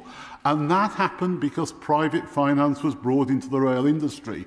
And no longer we were completely reliant on what the Treasury said and what the Treasury didn't say. There's been a lot of attacks today on the Treasury. Well, be careful what you wish for, because if you wholly nationalise, the people who will take it back in control won't be the Department for Transport, but it will be His Majesty's Treasury. So I think one should be a little cautious about what you listen for. And this idea that somehow open access is going to be allowed to continue with all the other operators being nationalised and operated from the centre, I think is, shall we just say, it will be very interesting to see how that develops in the more longer term. I very much regret the government's decision on stopping HS2. HS2 unfortunately became a talk about speed. It was never about speed. It was about capacity on our network. It was about freeing up a lot more room for other services on the network, and I think it will be interesting to see, as a result of what the two Metro mayors, both Andy Street and Andy Burnham, in commissioning David Higgins and the report that he's come forward with, as to whether a future government, whatever happens after a general election, I slightly warn people. I remember when I was first elected to the House of Commons, I was told by the BBC they'd done an exit poll in my constituency and I'd lost. The returning officer told me otherwise. From that day onwards, I've always believed the returning officer as a bit more authoritative on what actually happens in election results. But given that to be the case, let us be very careful about what we see as the future of the rail industry. The other interesting growth that has taken place, and the other very important change that has taken place, is the growth of metro mayors and the importance of metro mayors as far as their impact on transport and transport policy is concerned. As I say, both Andy Street and Andy Burnham did commission work from Sir David Higgins about what should happen as a result of terminating HS2 at Handsacre. And it will be interesting to see what exactly happens as far as that is concerned by any future government. Can I also, though, point on some of the points that have been made earlier about buses? Buses are incredibly important to our transport system, and I congratulate the government on the £2 fare cap that it brought up. It has seen patronage start to rise. It's seeing more people using buses. It is due to end on the 31st of December this year. Now, there's a few other things that are going to take place between now and the 31st of December, which may preoccupy parties' minds. But if this does end, I think it will be a very retrograde step as far as the bus industry is concerned. And I very much say to my noble friend on the front bench, I hope he can relay the message to the Secretary of State that this should be at least extended to the end of the financial year, so that people aren't starting to think now what they might do if they were to move that £2 fare cap. The other issue, there was a very interesting story just a few weeks ago in the Times about the Thames crossing, and how much has already been spent before any decision on the Lower Thames crossing that has been made on this. National Highways, which manages the strategic road network, has spent more than £267 million on the application alone, while the overall spending on this project has surpassed £800 million before a spade has been put in the ground. And I would just say that we do need to look very carefully at the way in which we do long-term planning for these very big infrastructure projects. I think we've got the system wrong. I can see my time has come to an end, but I say to my noble friend on the front bench that actually transport is not just about the railways, but a lot of other subjects as well, which we've not really had time to fully talk about today. Excellent. Gap very shortly, and I congratulate I was going to call him my honourable friend, but and I will call him my honourable friend, on his speech that he's just given. I noticed that things in his constituency went his way after my visit to the constituency, and his deficit was turned into a majority, and I'm glad for that. My Lords, I also would congratulate Lord Snape on this debate, not just because when I was Transport Secretary he was my pair, but also because of his long and abiding interest in transport and his knowledge of it. And I mean that very genuinely. He's been a great asset in both houses on this subject. The transport debate has actually, as we know, now moved on. The Guardian, from where I get all my news about what's happening inside the Labour Party behind the closed doors, I see we're going to vows to nationalise the rail network within 5 years of winning the election. And the Shadow Minister says this is not just ideology, it's a detailed reform plan. Well, I think, frankly, the less ideology, the better, and we'll wait to see the reform plan. My Lords, I'm sure that Lord Snape would agree, and he has criticised very much what has happened under privatisation. I'm sure he would agree that in the time of British Rail, it was not a time when everything was fantastic. It was not a time of unparalleled industrial peace. It was not a time when all trains ran on time. And there were divisions, I have to say, inside the trade union movement, as he well knows, on the way forward.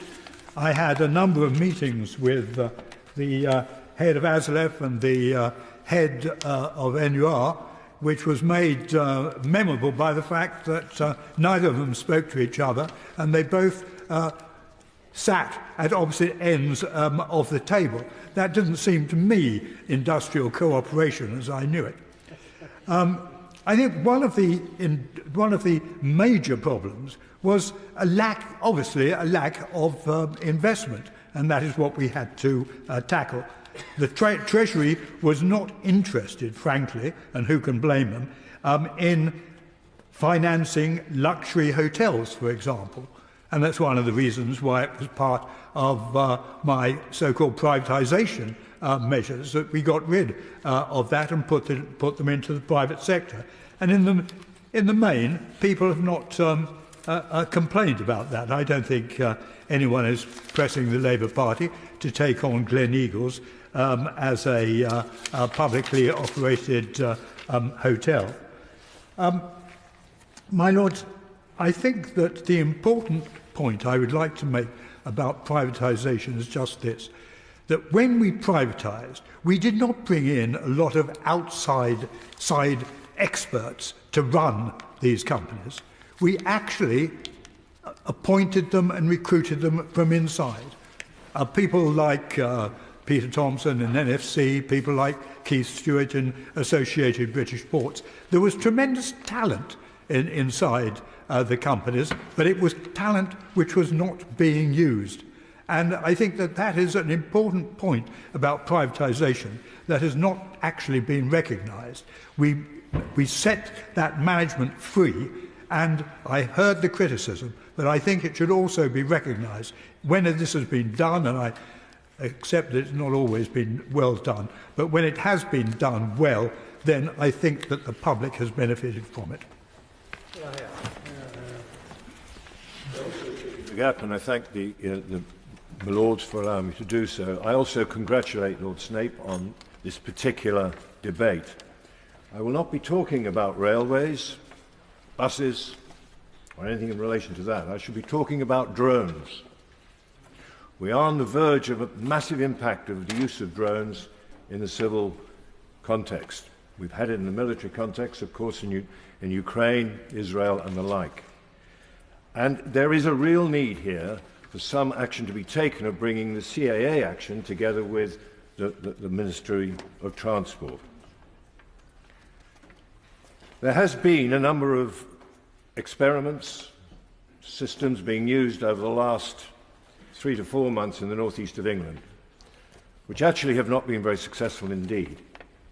It has resulted in, and I here declare my interest in the register in terms of general aviation and business interests in that particular area, where they have used a pilot scheme from Wansbeck to Alnwick to Berwick, a corridor, which has affected general aviation in a way that other aircraft can't fly. They were going to use the drones on a daily basis of 5 to 15 times a day. Because of weather, it did not happen at all. We are now going back into another kind of pilot scheme along the same route and along the River Tyne, which will actually exist for 6 months. It will affect general aviation in a very major way. And I think if we're looking ahead of where things are going, the use of drones will be used in a massive way. And therefore, there needs to be brought together a strategy that delivers this in a way that is sensible and safe. Now, there's been, over the years, many, and a lot of work done on the safety of aircraft. And what has come out is an absolute conclusion that any aircraft hitting organic matter, which is of birds or of that nature, will probably survive. The other issue that's come out, that any aircraft hitting a drone is very unlikely to survive at all and will be catastrophic. So here we have something which is new, which is going to happen, and something which will affect us all. And being a pilot, and my friend and colleague, the Noble Minister, is also a pilot, it's something that really does need to be addressed, because the potential is massive, the issues need to be sorted out, and the pilot schemes also need to be done in a way that is satisfactory to all. My Lords, I want to start by thanking the Noble Lord Snape for giving us such a broad canvas for our debate here today. It has left us free to roam over fertile territory, pointing out the failings of current policy and the daily transport crises failed by travellers. And it's very easy pickings because there's so much to choose from. Many noble lords have used this debate to highlight important issues from their own experiences. And I want to, in particular, welcome the contribution from the Noble Lord Holmes about issues particularly affecting those people with disability. And I want to note my sadness that I am the only woman speaking in this debate today, because a good public transport system is an equality issue. Women and girls are more likely to be using public transport than to have cars. My noble friend Lord Gollard referred to the issue of ticketing, which many have referred to, and he spoke particularly about Avanti and praised their on-train staff for the pressure they face so expertly with their responses. I want to second that by referring to Great Western staff, because along with the Noble Lord, the Minister, and the Noble Lord Murphy, we suffer the vagaries of the Great Western Service. And just to illustrate a point, whilst we've sat here, 4 trains today have been shortened from 10 to 5 carriages, making all the surrounding trains from that time, each of those times, also uncomfortable. Now, transport is fundamental to the success of the economy. Despite all the talk of working from home, using Zoom and so on, failing transport networks stifle the economy, as the Noble Lord Burt said. And wherever you look, our transport infrastructure is failing. The Centre for Cities estimates that it costs our economy £23 billion a year. Our roads, both local and national highways, are seriously congested and in urgent need of repairs. Now, I'm a Liberal Democrat. I like talking about potholes, but potholes have become a national topic of conversation because of local government underfunding. And our motorways are heavily congested. So government invented smart motorways, which are supposed to rely on sophisticated surveillance equipment to keep drivers safe. But just this week, we hear this equipment is subject to frequent failures. Bus services have declined dramatically, leaving rural areas as bus deserts. And the youngest, the oldest, the poorest in our society, in particular, are left without any affordable means of getting to work, to education, to training, to doctor's appointments, and to see family and friends. And although the £2 fare is welcome, like so much this government does, it's short-term and haphazard, certainly not strategic. Money to incentivise zero-emission buses is welcome, but outside London there are many areas where this has hardly made any impression at all. And above all, there's the uncertainty of funding, with 4 separate funding streams for buses. Now, what we need for a start is one integrated system and more transparency to make sure that money gets spent properly. Train services, my lords, are a national tragedy. When we ask questions here, ministers always recite how much taxpayers have subsidised rail services since the pandemic. They overlook the subsidy taxpayers give to road building and maintenance. And they overlook that every passenger on a train benefits all those people who don't or can't take the train by taking them off the roads. The nation that invented the railways has proved itself incapable of building a modern high-speed line in an efficient and sensible manner. We have had years of government contortions, will they, won't they, when first one leg and then the other leg of HS2 north of Birmingham was cancelled. And at a stroke, that cancellation added vast amounts of money to future contractors' estimates, because they will factor in the financial risk of project cancellation. And instead of the type of high-speed lines we see across the world, we're told HS2 trains will travel on standard rail lines north of Birmingham. But of course they will have to travel more slowly than classic trains, because those trains will not tilt. Recently, we discussed the crisis facing train manufacturers, Alstom and Hitachi, because of the stop-go approach to rail investment. Thousands of jobs at risk, with the government scrabbling around at the last minute to try to save those jobs. And instead of HS2, we've got the hodgepodge of Network North. Individual projects are probably very sensible, probably very worthy, But there has been a lack of consultation, there is no coherent overall strategic plan, there has been no proper discussion with local mayors, and so on. And of the 36 billion allocated to HS2, 11.6 billion will go to Network North. That is a major cut in funding for rail. And the Rail Industry Association complains that there has been no assessment of value for money and risk, and that many of these are simply re-announcements with only 5 new projects. So just look at the current problems, my lords, for example, that face LNER with their planned new timetable, which will reduce services to key towns such as Berwick. These plans are now being put on hold for the second time because, according to Network Rail, they are undeliverable. Lack of coherent consultation.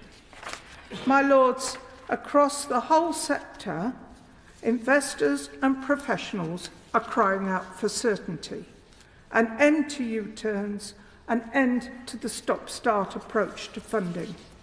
The government has had some good ideas, but it's dropped most of them. Theresa May made bold and laudable decision on fixing 2030 as the date for phasing out new petrol and diesel vehicle sales. But a single parliamentary by-election changed government policy and the date for that decision. The whole of our valuable automotive industry was wrong-footed as a result. There is no proper leadership on sustainable charging network for electric vehicles, a lack of incentive to attract those who are less well off into EV ownership. And there's no wonder we're far from the world-leading image that Boris Johnson produced on EV manufacture and take-up. My lords, in 2021 we had the William Shapps report for rail reform. In 2022, in the Queen's speech, we had a transport bill announced, never introduced. We now have the draft rail reform bill, which has only just started scrutiny in the House of Commons and will have no chance of becoming law before the general election. And we have Labour now talking about 5 years lead up to nationalisation, which will be 5 years, my lords, of uncertainty, the last thing the rail industry needs. We have a long way to go now. We need certainty. We need dramatic change, my lords. We need, in our bus services, our EV charging, our automotive manufacturing, our railways, and much more, we need heaps more awareness of the value of investment rather than the cost of each individual minute aspect of it. We need less political interference. We need investment. We need vision, my lords. And we need less short-term bean counting. I'd like to congratulate Lord Snape for introducing this debate in his own informed and inimitable way, and also those who've paid tribute to him for the contribution he's made to the transport debate in this country over many decades. I'd also like to thank former Secretaries of State for contributing to this debate, and particularly I'd like to endorse Lord McLaughlin's remarks about Lord Hendy, who unfortunately isn't able to make a contribution to this debate, but it would have been nice to hear from him. Those present also reminds me of those absent, and one of those absent is, of course, Lord Rosser, who was a much loved member of this House, and was a very great and moderate and sensible trade union general secretary. Now, it'd be nice to have a coherent plan for transport, but in the last 14 years, we haven't achieved that. We did have the impact of austerity, which led to massive cuts in local government budgets, and I saw it in Cumbria. We had fewer professional highway staff. Planned maintenance on our roads was cut to the bone, and so we inevitably end up with a chronic problem of potholes. Now, the government has done a lot of announcing of special funds for potholes, a sort of patchwork attempt to cover up the consequences of what they did 10 years ago. But in fact, that only will cover about half of what's needed to have a proper system of planned maintenance for our highways. Austerity also brought big cuts in bus subsidies. When I was a Cumbria County Councillor, we were forced to abandon bus subsidies for commercial services altogether. As a result, outside London, bus travel has collapsed. The number of journeys since 2009 annually has gone down from 2.4 billion to 1.6 billion, a third lost. Now, I think Boris Johnson, to be fair to him, realised this was a big problem, and his Bus Back Better white paper was full of typically bold promise and ambition. But as with so much else, delivery was another matter. This is a serious issue. I agree with, I think it may even be more serious than the railways, because the bus crisis affects, most of all, the young, the elderly, and the poor who use buses. And for a social democrat like me, we have to do better, and we have to find a better policy. The solution, of course, stares us in the face. London has seen little of the decline experienced in other parts of England. And why? Because instead of the philosophy of provision being driven by free market competition, bus services in London are a fine example of public-private partnership with a franchising model that works. And this eliminates competitive cherry-picking on bus routes that are highly profitable and allows cross-subsidy of those routes that are less, where there is less revenue. The difficulty, of course, I think, is that Boris Johnson recognised this problem, but the government has never found time to legislate on it. This year, to be frank, the government judged the pedicabs bill more important than doing something to remedy our bus service problems.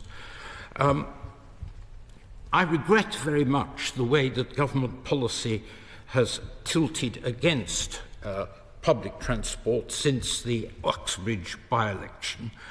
The government trying to defend its pose as a defender of the motorist against sinister socialist plots. This is nonsense. I am a strong believer in the freedom that cars bring. I was brought up in a non-car owning household and realised with great wonderment and affection how it enabled me to travel to parts of the Lake District near my home that I'd never been to before. And also as a councillor for Wigton in the last decade, I saw how in certain places where public transport is rotten, people depend on their cars. You know, the care worker who's on a minimum wage, if that, depends on a car to do her job. And so let's have no more of these culture war nonsense. Of course, we need sensible policies in towns and cities. We realised in the 1970s that there was no financially affordable or environmentally acceptable way in which road building could solve congestion problems.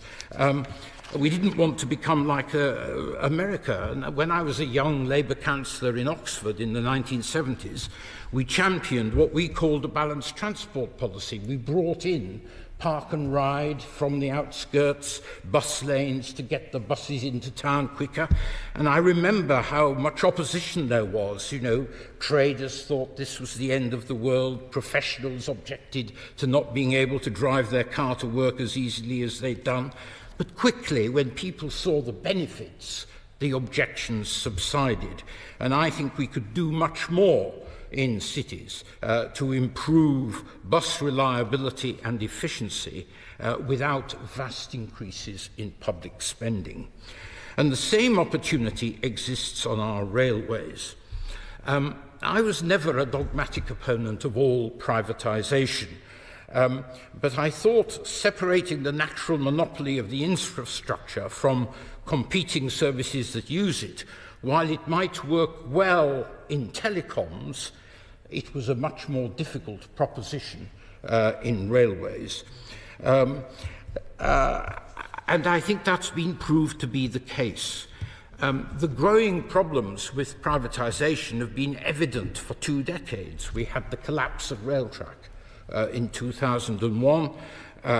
We had the problem of franchisees overbidding for contracts and hoping that a weak government would let them off the hook. Well, my colleague and friend Lord Adonis told them to get lost, and their franchises were taken into public ownership. We had in 2018, the railways were unable to produce a timetable that worked. And since COVID, there's been a vast increase in costs and a real decline in quality of service. And like Lord Goddard, as a frequent, not quite as frequent, Avanti user as he is, I still can't understand why Avanti has been allowed to keep its franchise.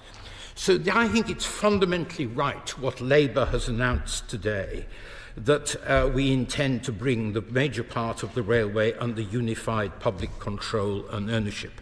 And can I say I disagree with my noble friend Lord Berkeley?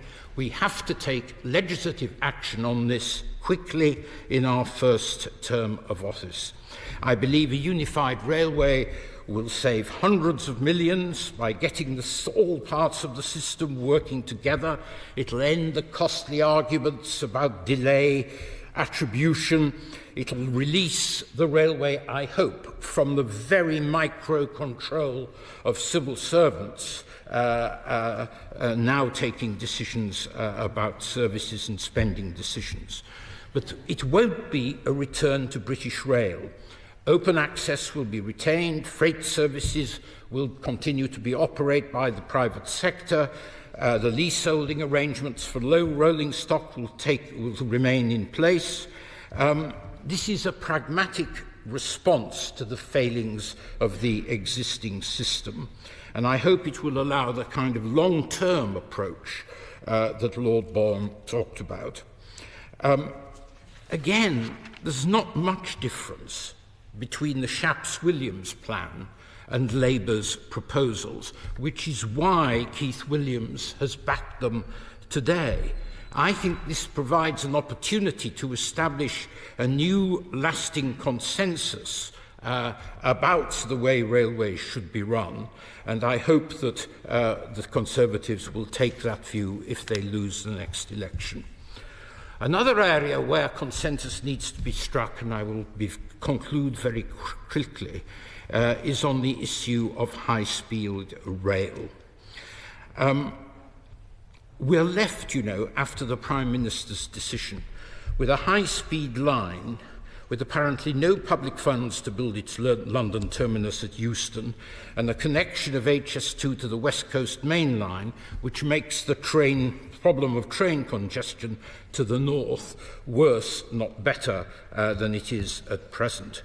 So what was envisaged as a revolutionary transformation has in effect morphed into a high-speed tube extension from Old Oak Common to Birmingham. Now, it's destroyed the integrated rail plan, and in its place we got the shoddiest white paper I've ever seen from a government in terms of the Network North plan, a set of incoherent proposals cobbled together in Downing Street without any expert input from transport people.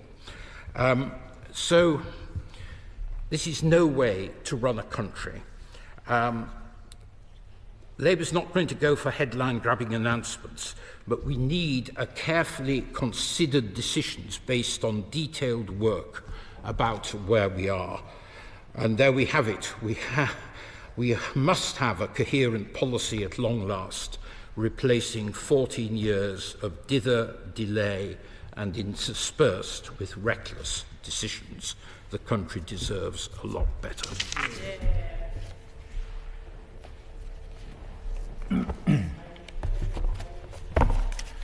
My Lords, I'm very pleased to respond for the Government on this debate, and would like to thank the Noble Lord Snape for tabling this debate on the transport system. And I would also like to thank the Noble Lords who have taken part and spoken in this debate for their insightful and wide-ranging points. And I will do my best in the time allotted to me to address those points in my response. This country has a proud transport history spanning great maritime successes, the birth of steam-powered engines, and the creation of one of the safest road networks anywhere in the world. Our heritage inspires us to look forward. We continue to strive towards an excellent transport system that supports people and businesses, wherever they live and where they work. We are not only managing the transport system we inherited, but also taking steps to make it fit for the future, seizing opportunities for transport to unleash economic growth and improve people's lives. We are mending the potholes, making life easier for drivers and reforming our railways. We are capitalising on our world-leading research and innovation capabilities by legislating to make the UK one of the best places in the world to invest in, produce and use self-driving vehicles. We are giving local and regional leaders the powers and funding they need to deliver transport systems which get people and businesses moving across the country. Naturally, there are forces that have had significant consequences on transport and those who use it, and these include the COVID-19 pandemic, Russia's illegal invasion of Ukraine, and the historic high levels of inflation which have impacted economies across the globe. And these challenges have left their mark on the ways in which people travel. They have also impacted the cost of building infrastructure and running services. But thanks to our interventions, we are well on the way to on the road to recovery. And in the last 3 years, after the pandemic began, government provided more than £45 billion of operational funding to keep the railway running. Now passenger numbers are back at 80% of pre-COVID levels. And to tackle the cost of living crisis, we have capped bus fares at £2 and launched the two great British rail sales. We have cancelled planned inflation increases and fuel duty, and from 2022 temporarily cut the rate by 5p, saving the average car driver around £250 in total since then. We are supporting drivers through our Plan for Drivers and ensuring we can reach our net zero goals in a proportionate and pragmatic way. And thanks to the difficult decisions we have made on HS2, we are now redirecting £36 billion of investment towards rail, roads and local transport as part of our Network North plans, allowing us to benefit more people in more places more quickly. And, my Lords, this government has the practical and long-term vision to improve and nurture the transport system in the future. And allow me to outline some of the plans in detail. On rail, we are acutely aware of the need to bring the railways into the 21st century. Vital to this is our ongoing work to upgrade the existing rail network, to improve rail operators' performance and to make the railway more accessible to all. We have published a draft rail reform bill and are pushing ahead with a range of non-legislative reform measures.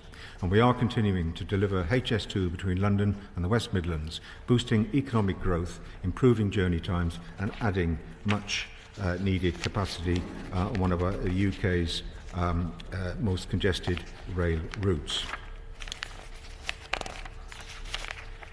And on trains, my Lords, I note this morning the announcement that Labour proposes an ideological nationalisation with no detail beyond a soundbite and no response to how nationalised will make a difference to the things people really care about, reliability and affordability. No real detail on what Labour proposed to do with the parts of the industry which are profitable, including the rolling stock operators and the open access operators, the rolling stock operators who have used private finance to fund 8,000 new carriages since 2010, and the popular open access operators who have reconnected communities and given them direct services to London. Either they propose to nationalise these parts of the sector, or they're not serious about nationalisation, and it's simply a fig leaf to appease their union paymasters. All their current policy to nationalise passenger rail contracts will deliver is baking in some of the existing challenges of too much involvement from Whitehall in running the railways and taking on the parts of the sector which require greatest public subsidy, with no plan to grow passenger numbers, the only way to reduce subsidy. And it also means rail workers become public sector workers, and their pay rises will need to be in line with nurses and teachers rather than in line with private sector wage growth. And to quote the noble Lord Snape, we will indeed be the laughingstock of the Western world. My Lords, we have set out a 30-point plan for drivers, bringing about smoother journeys and easier parking, stopping unfair enforcement and inconsiderate driving, and helping the transition to zero-emission driving. Spades are in the ground on our second road investment strategy, and we are preparing plans for the third road investment strategy. At the local level, we are devolving powers and budgets away from central government through measures including the Local Transport Fund, city, regional sustainable transport settlements, devolution deals and trailblazer settlements. This is giving leaders the funding and powers they need to get people and business moving. We are investing in a long-term sustainable future for buses, including over £4.5 billion to support and improve bus services since March 2020. And we are investing in active travel infrastructure, including the Active Travel Fund and second cycling and walking investment strategy. We have set out a clear vision and ambitious for the future of the British maritime sector, focused on growing our economic impact, keeping people safe and protecting our environment. The UK Shore Programme alone is providing £206 million to accelerate the technology needed to decarbonise the domestic maritime sector, and we have established a strategic framework for aviation focused on innovation, sustainability and efficiency. And our updated airspace modernisation strategy will enable quicker, quieter and cleaner journeys and increase UK airspace capacity. We have set a roadmap for how drones and novel electric aircraft can deliver better public services and green economic growth. And in November last year, we saw the first ever transatlantic 100% sustainable aviation fuel flight by a commercial airliner from Heathrow to New York, made possible with government funding. And finally, on the environment, we have dedicated over £22 billion to help the UK meet its 2050 net zero target, and we are ensuring our transport system will be resilient to climate change. Network Rail alone will be investing around £2.5 billion in England and Wales over the next 5 years to improve resilience to extreme weather and climate change. However, my Lords, these ambitious plans are not for government alone. We are working closely with the devolved administrations to deliver a world-class transport system across the country. We engage closely with our friends across the world and with international bodies to deliver frameworks and standards, to share and contribute to best practice and research, and to drive forward global action on decarbonisation and the environment. And we consult broadly and deeply with industry, civil society, academia and the general public to shape and deliver our plans. And with that, please allow me to turn my attention to points raised during the debate. Quite a lot of points raised during the debate, and I will try and get through as many as I possibly can in the time left. The Noble Lord Snape talked about rail performance in his opening speech, and the Department has been clear that the current performance of the railway is unacceptable. And industry needs to make significant improvement to deliver the punctual, reliable services that passengers and taxpayers deserve. And that is why the Department holds regular high-level meetings on punctuality and reliability with both Network Rail and representatives from the train operators to hold rail partners to account. And all private sector operators have now transitioned over to national rail contracts, which include a revenue incentive mechanism encouraging train operators to minimise cancellations and short formations unless absolutely necessary. The Noble Lord Snape also referred to Hitachi, and the department is holding intensive discussions with Hitachi to find a sustainable solution for train manufacturing at its Newton Aycliffe plant. Train operators are subject to procurement law as they operate under contracts directly awarded by the department. It's complex, it's difficult, there are no simple solutions, and any solution needs to be legally robust and sustainable for the long term. The Noble Lord, Lord Snape, the Noble Lord McLaughlin and the Noble Lord Liddell talked about bus service cuts and ongoing support for the sector. The Noble Lord Liddell talked about the less well-off using them. I can assure him I use buses regularly. And the government has announced unprecedented funding for bus services, totalling over 4.5 billion since March 2020. And this includes 2 billion to prevent reduction to bus services following the pandemic. Over 1 billion allocated in 2022 to help local authorities deliver their bus service improvements.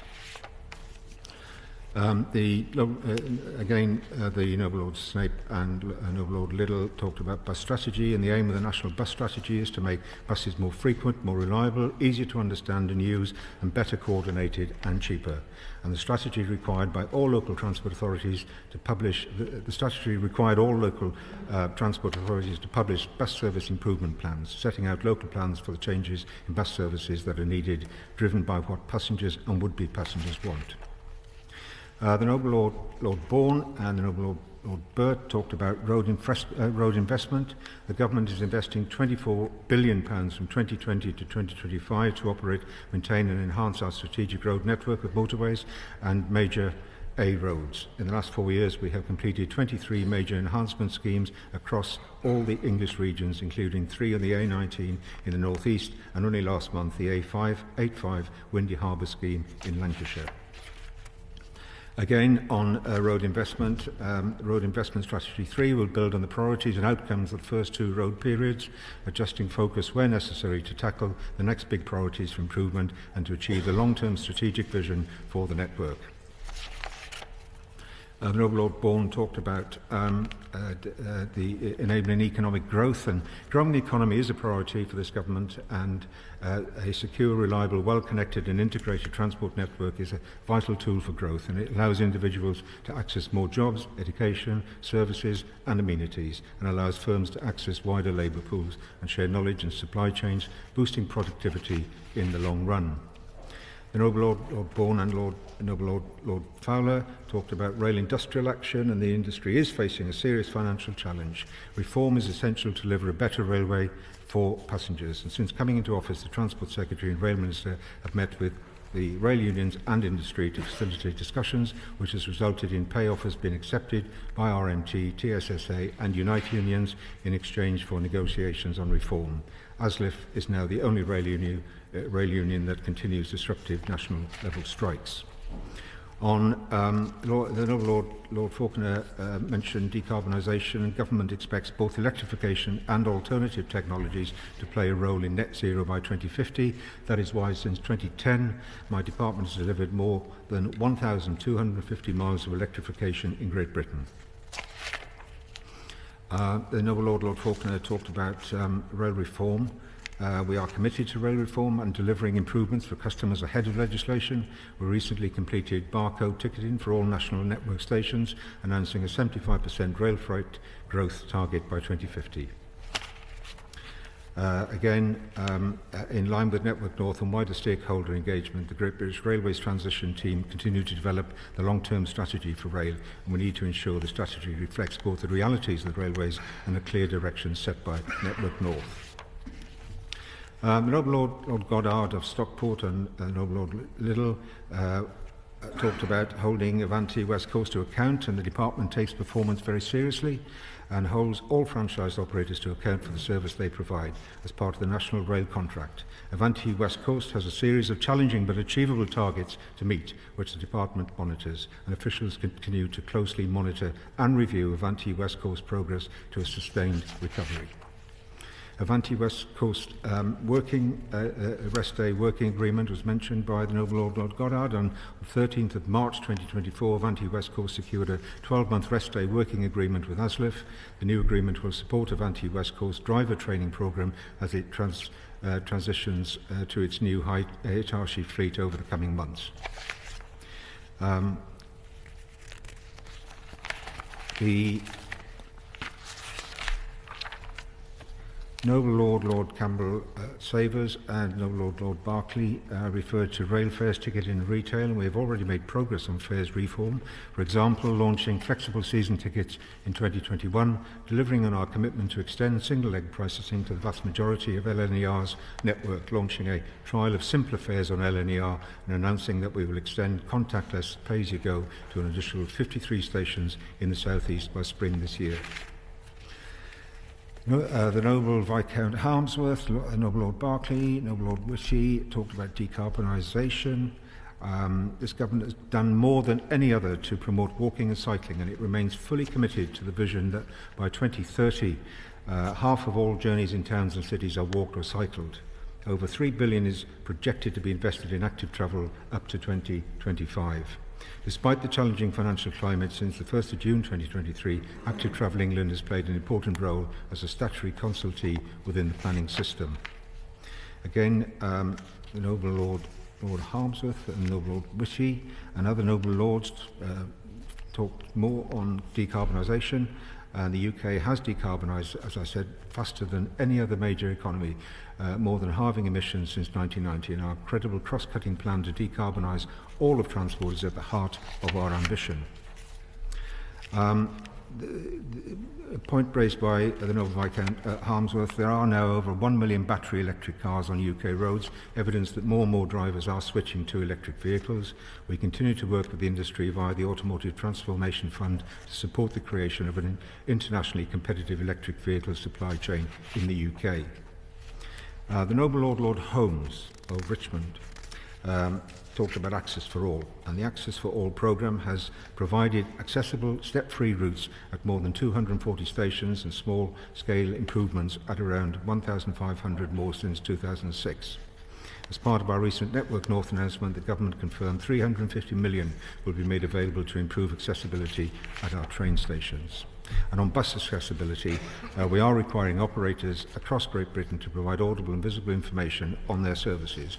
Our new accessible information regulations will require almost every local service to provide audible and visible next stop announcements, and the £4.65 million accessible information grant will help the smallest operators to comply. The Department has driven change through our support for the Taxis and Private Hire Vehicles Disabled Persons Act 2022 and through updated best practice guidance for local licensing authorities, including on supporting an inclusive service. However, I do hear what the Noble Lord says regarding in relation to particular areas of London.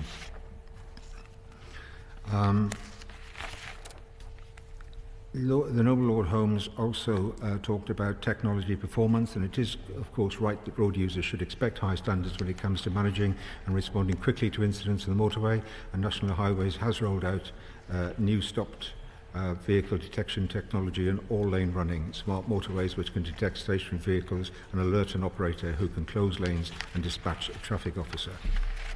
I was interested in what the Noble Lord Murphy of Torfaen had to say, particularly in relation to Newport Station. Much of what he said, of course, existed under British Rail.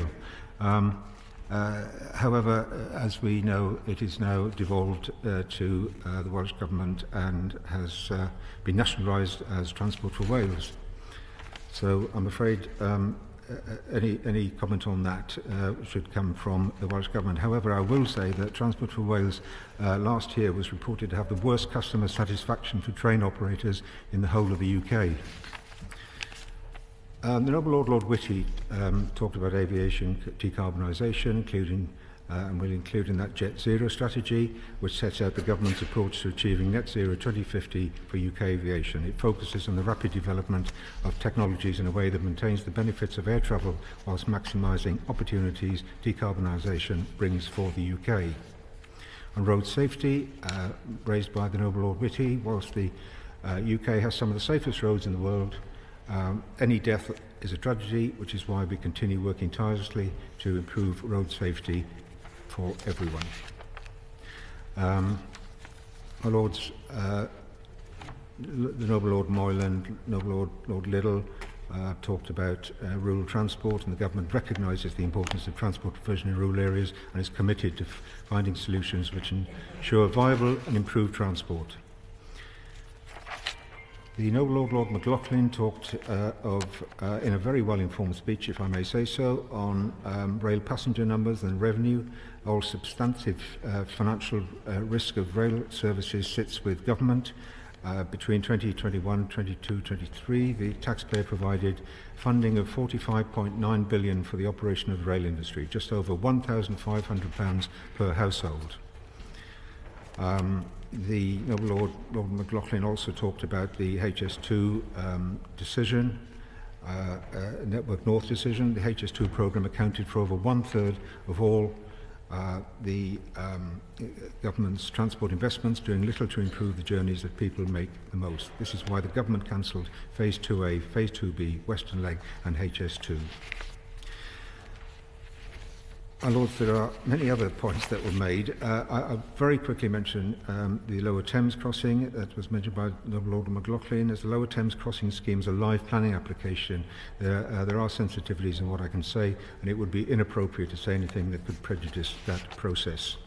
The Noble Lord Stevens mentioned general aviation, which was a refreshing change in the debate, if I may say so. The Department actively supports GA in achieving key government objectives, and I hear what he says and I understand his concern regarding drones. There has been a CAA airspace review.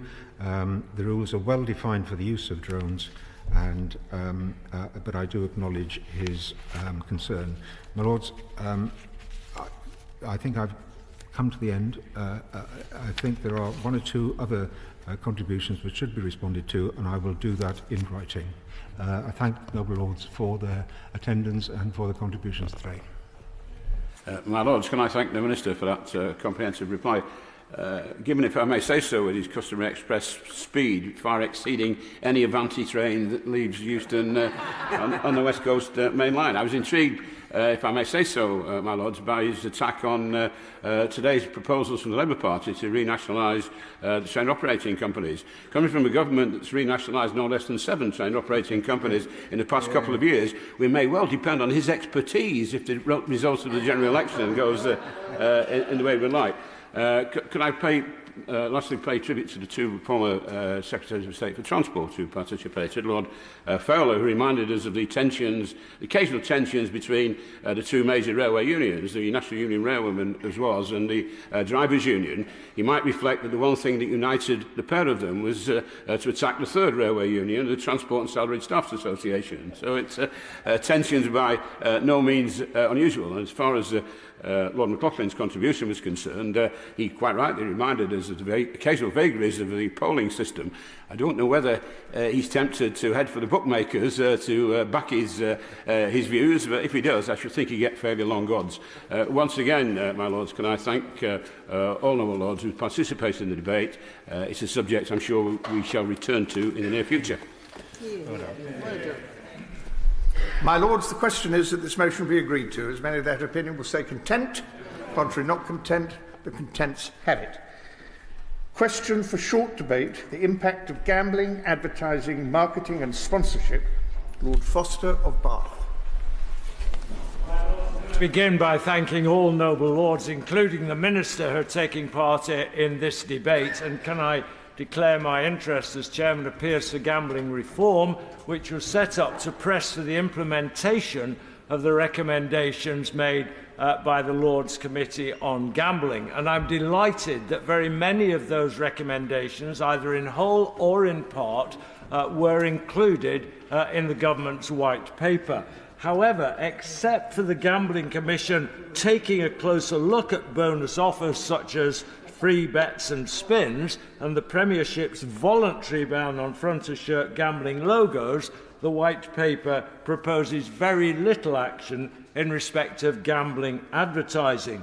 Now, the 2005 Gambling Act liberalised gambling advertising, and now, for example, on Twitter or X alone, there are 1 million UK gambling ads a year, and gambling companies' annual spend on marketing now exceeds £1.5 billion. As the Lords Committee noted, companies wouldn't spend so much if it didn't work, leading to more gambling and greater risk of harm. yet very little action is being proposed. And surely, my lords, any government should have been worried to read just this weekend in The Observer a headline, UK children bombarded by gambling ads and images online. Young people feel their internet activity is overwhelmed by betting promotions and similar content.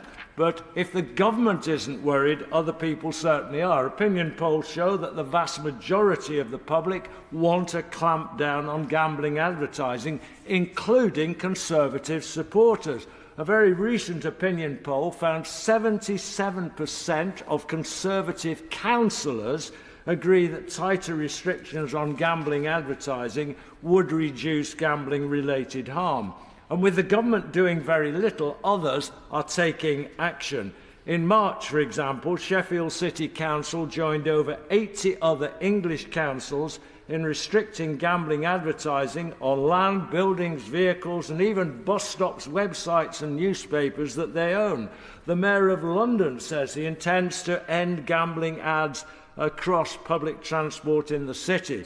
I certainly hope he gets on with it quickly, as one gambling operator is currently advertising that TfL tube and train carriages are now casinos, and bus stop ads say, "Your bus is now a casino." In sport, the absence of government action has led 35 football clubs to decide to go it alone, and they've joined Big Step's campaign to end gambling advertising in football. So can the Minister just explain why the government is so out of step with all of these voices and seemingly so in step with the gambling industry?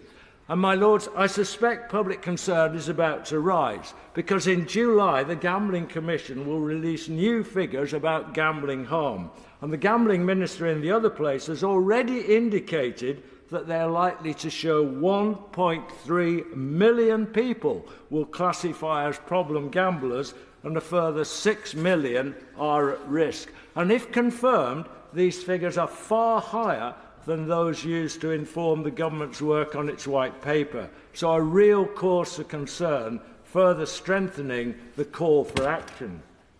But if the public opinion doesn't persuade the government, there are many justifications otherwise for action, including research evidence.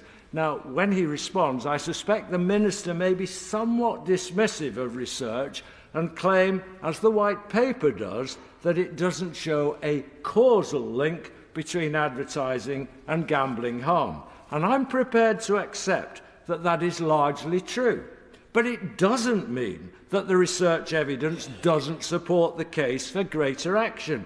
Academics are absolutely clear that in social science research, causal links are rarely even possible. Yes. But they are equally clear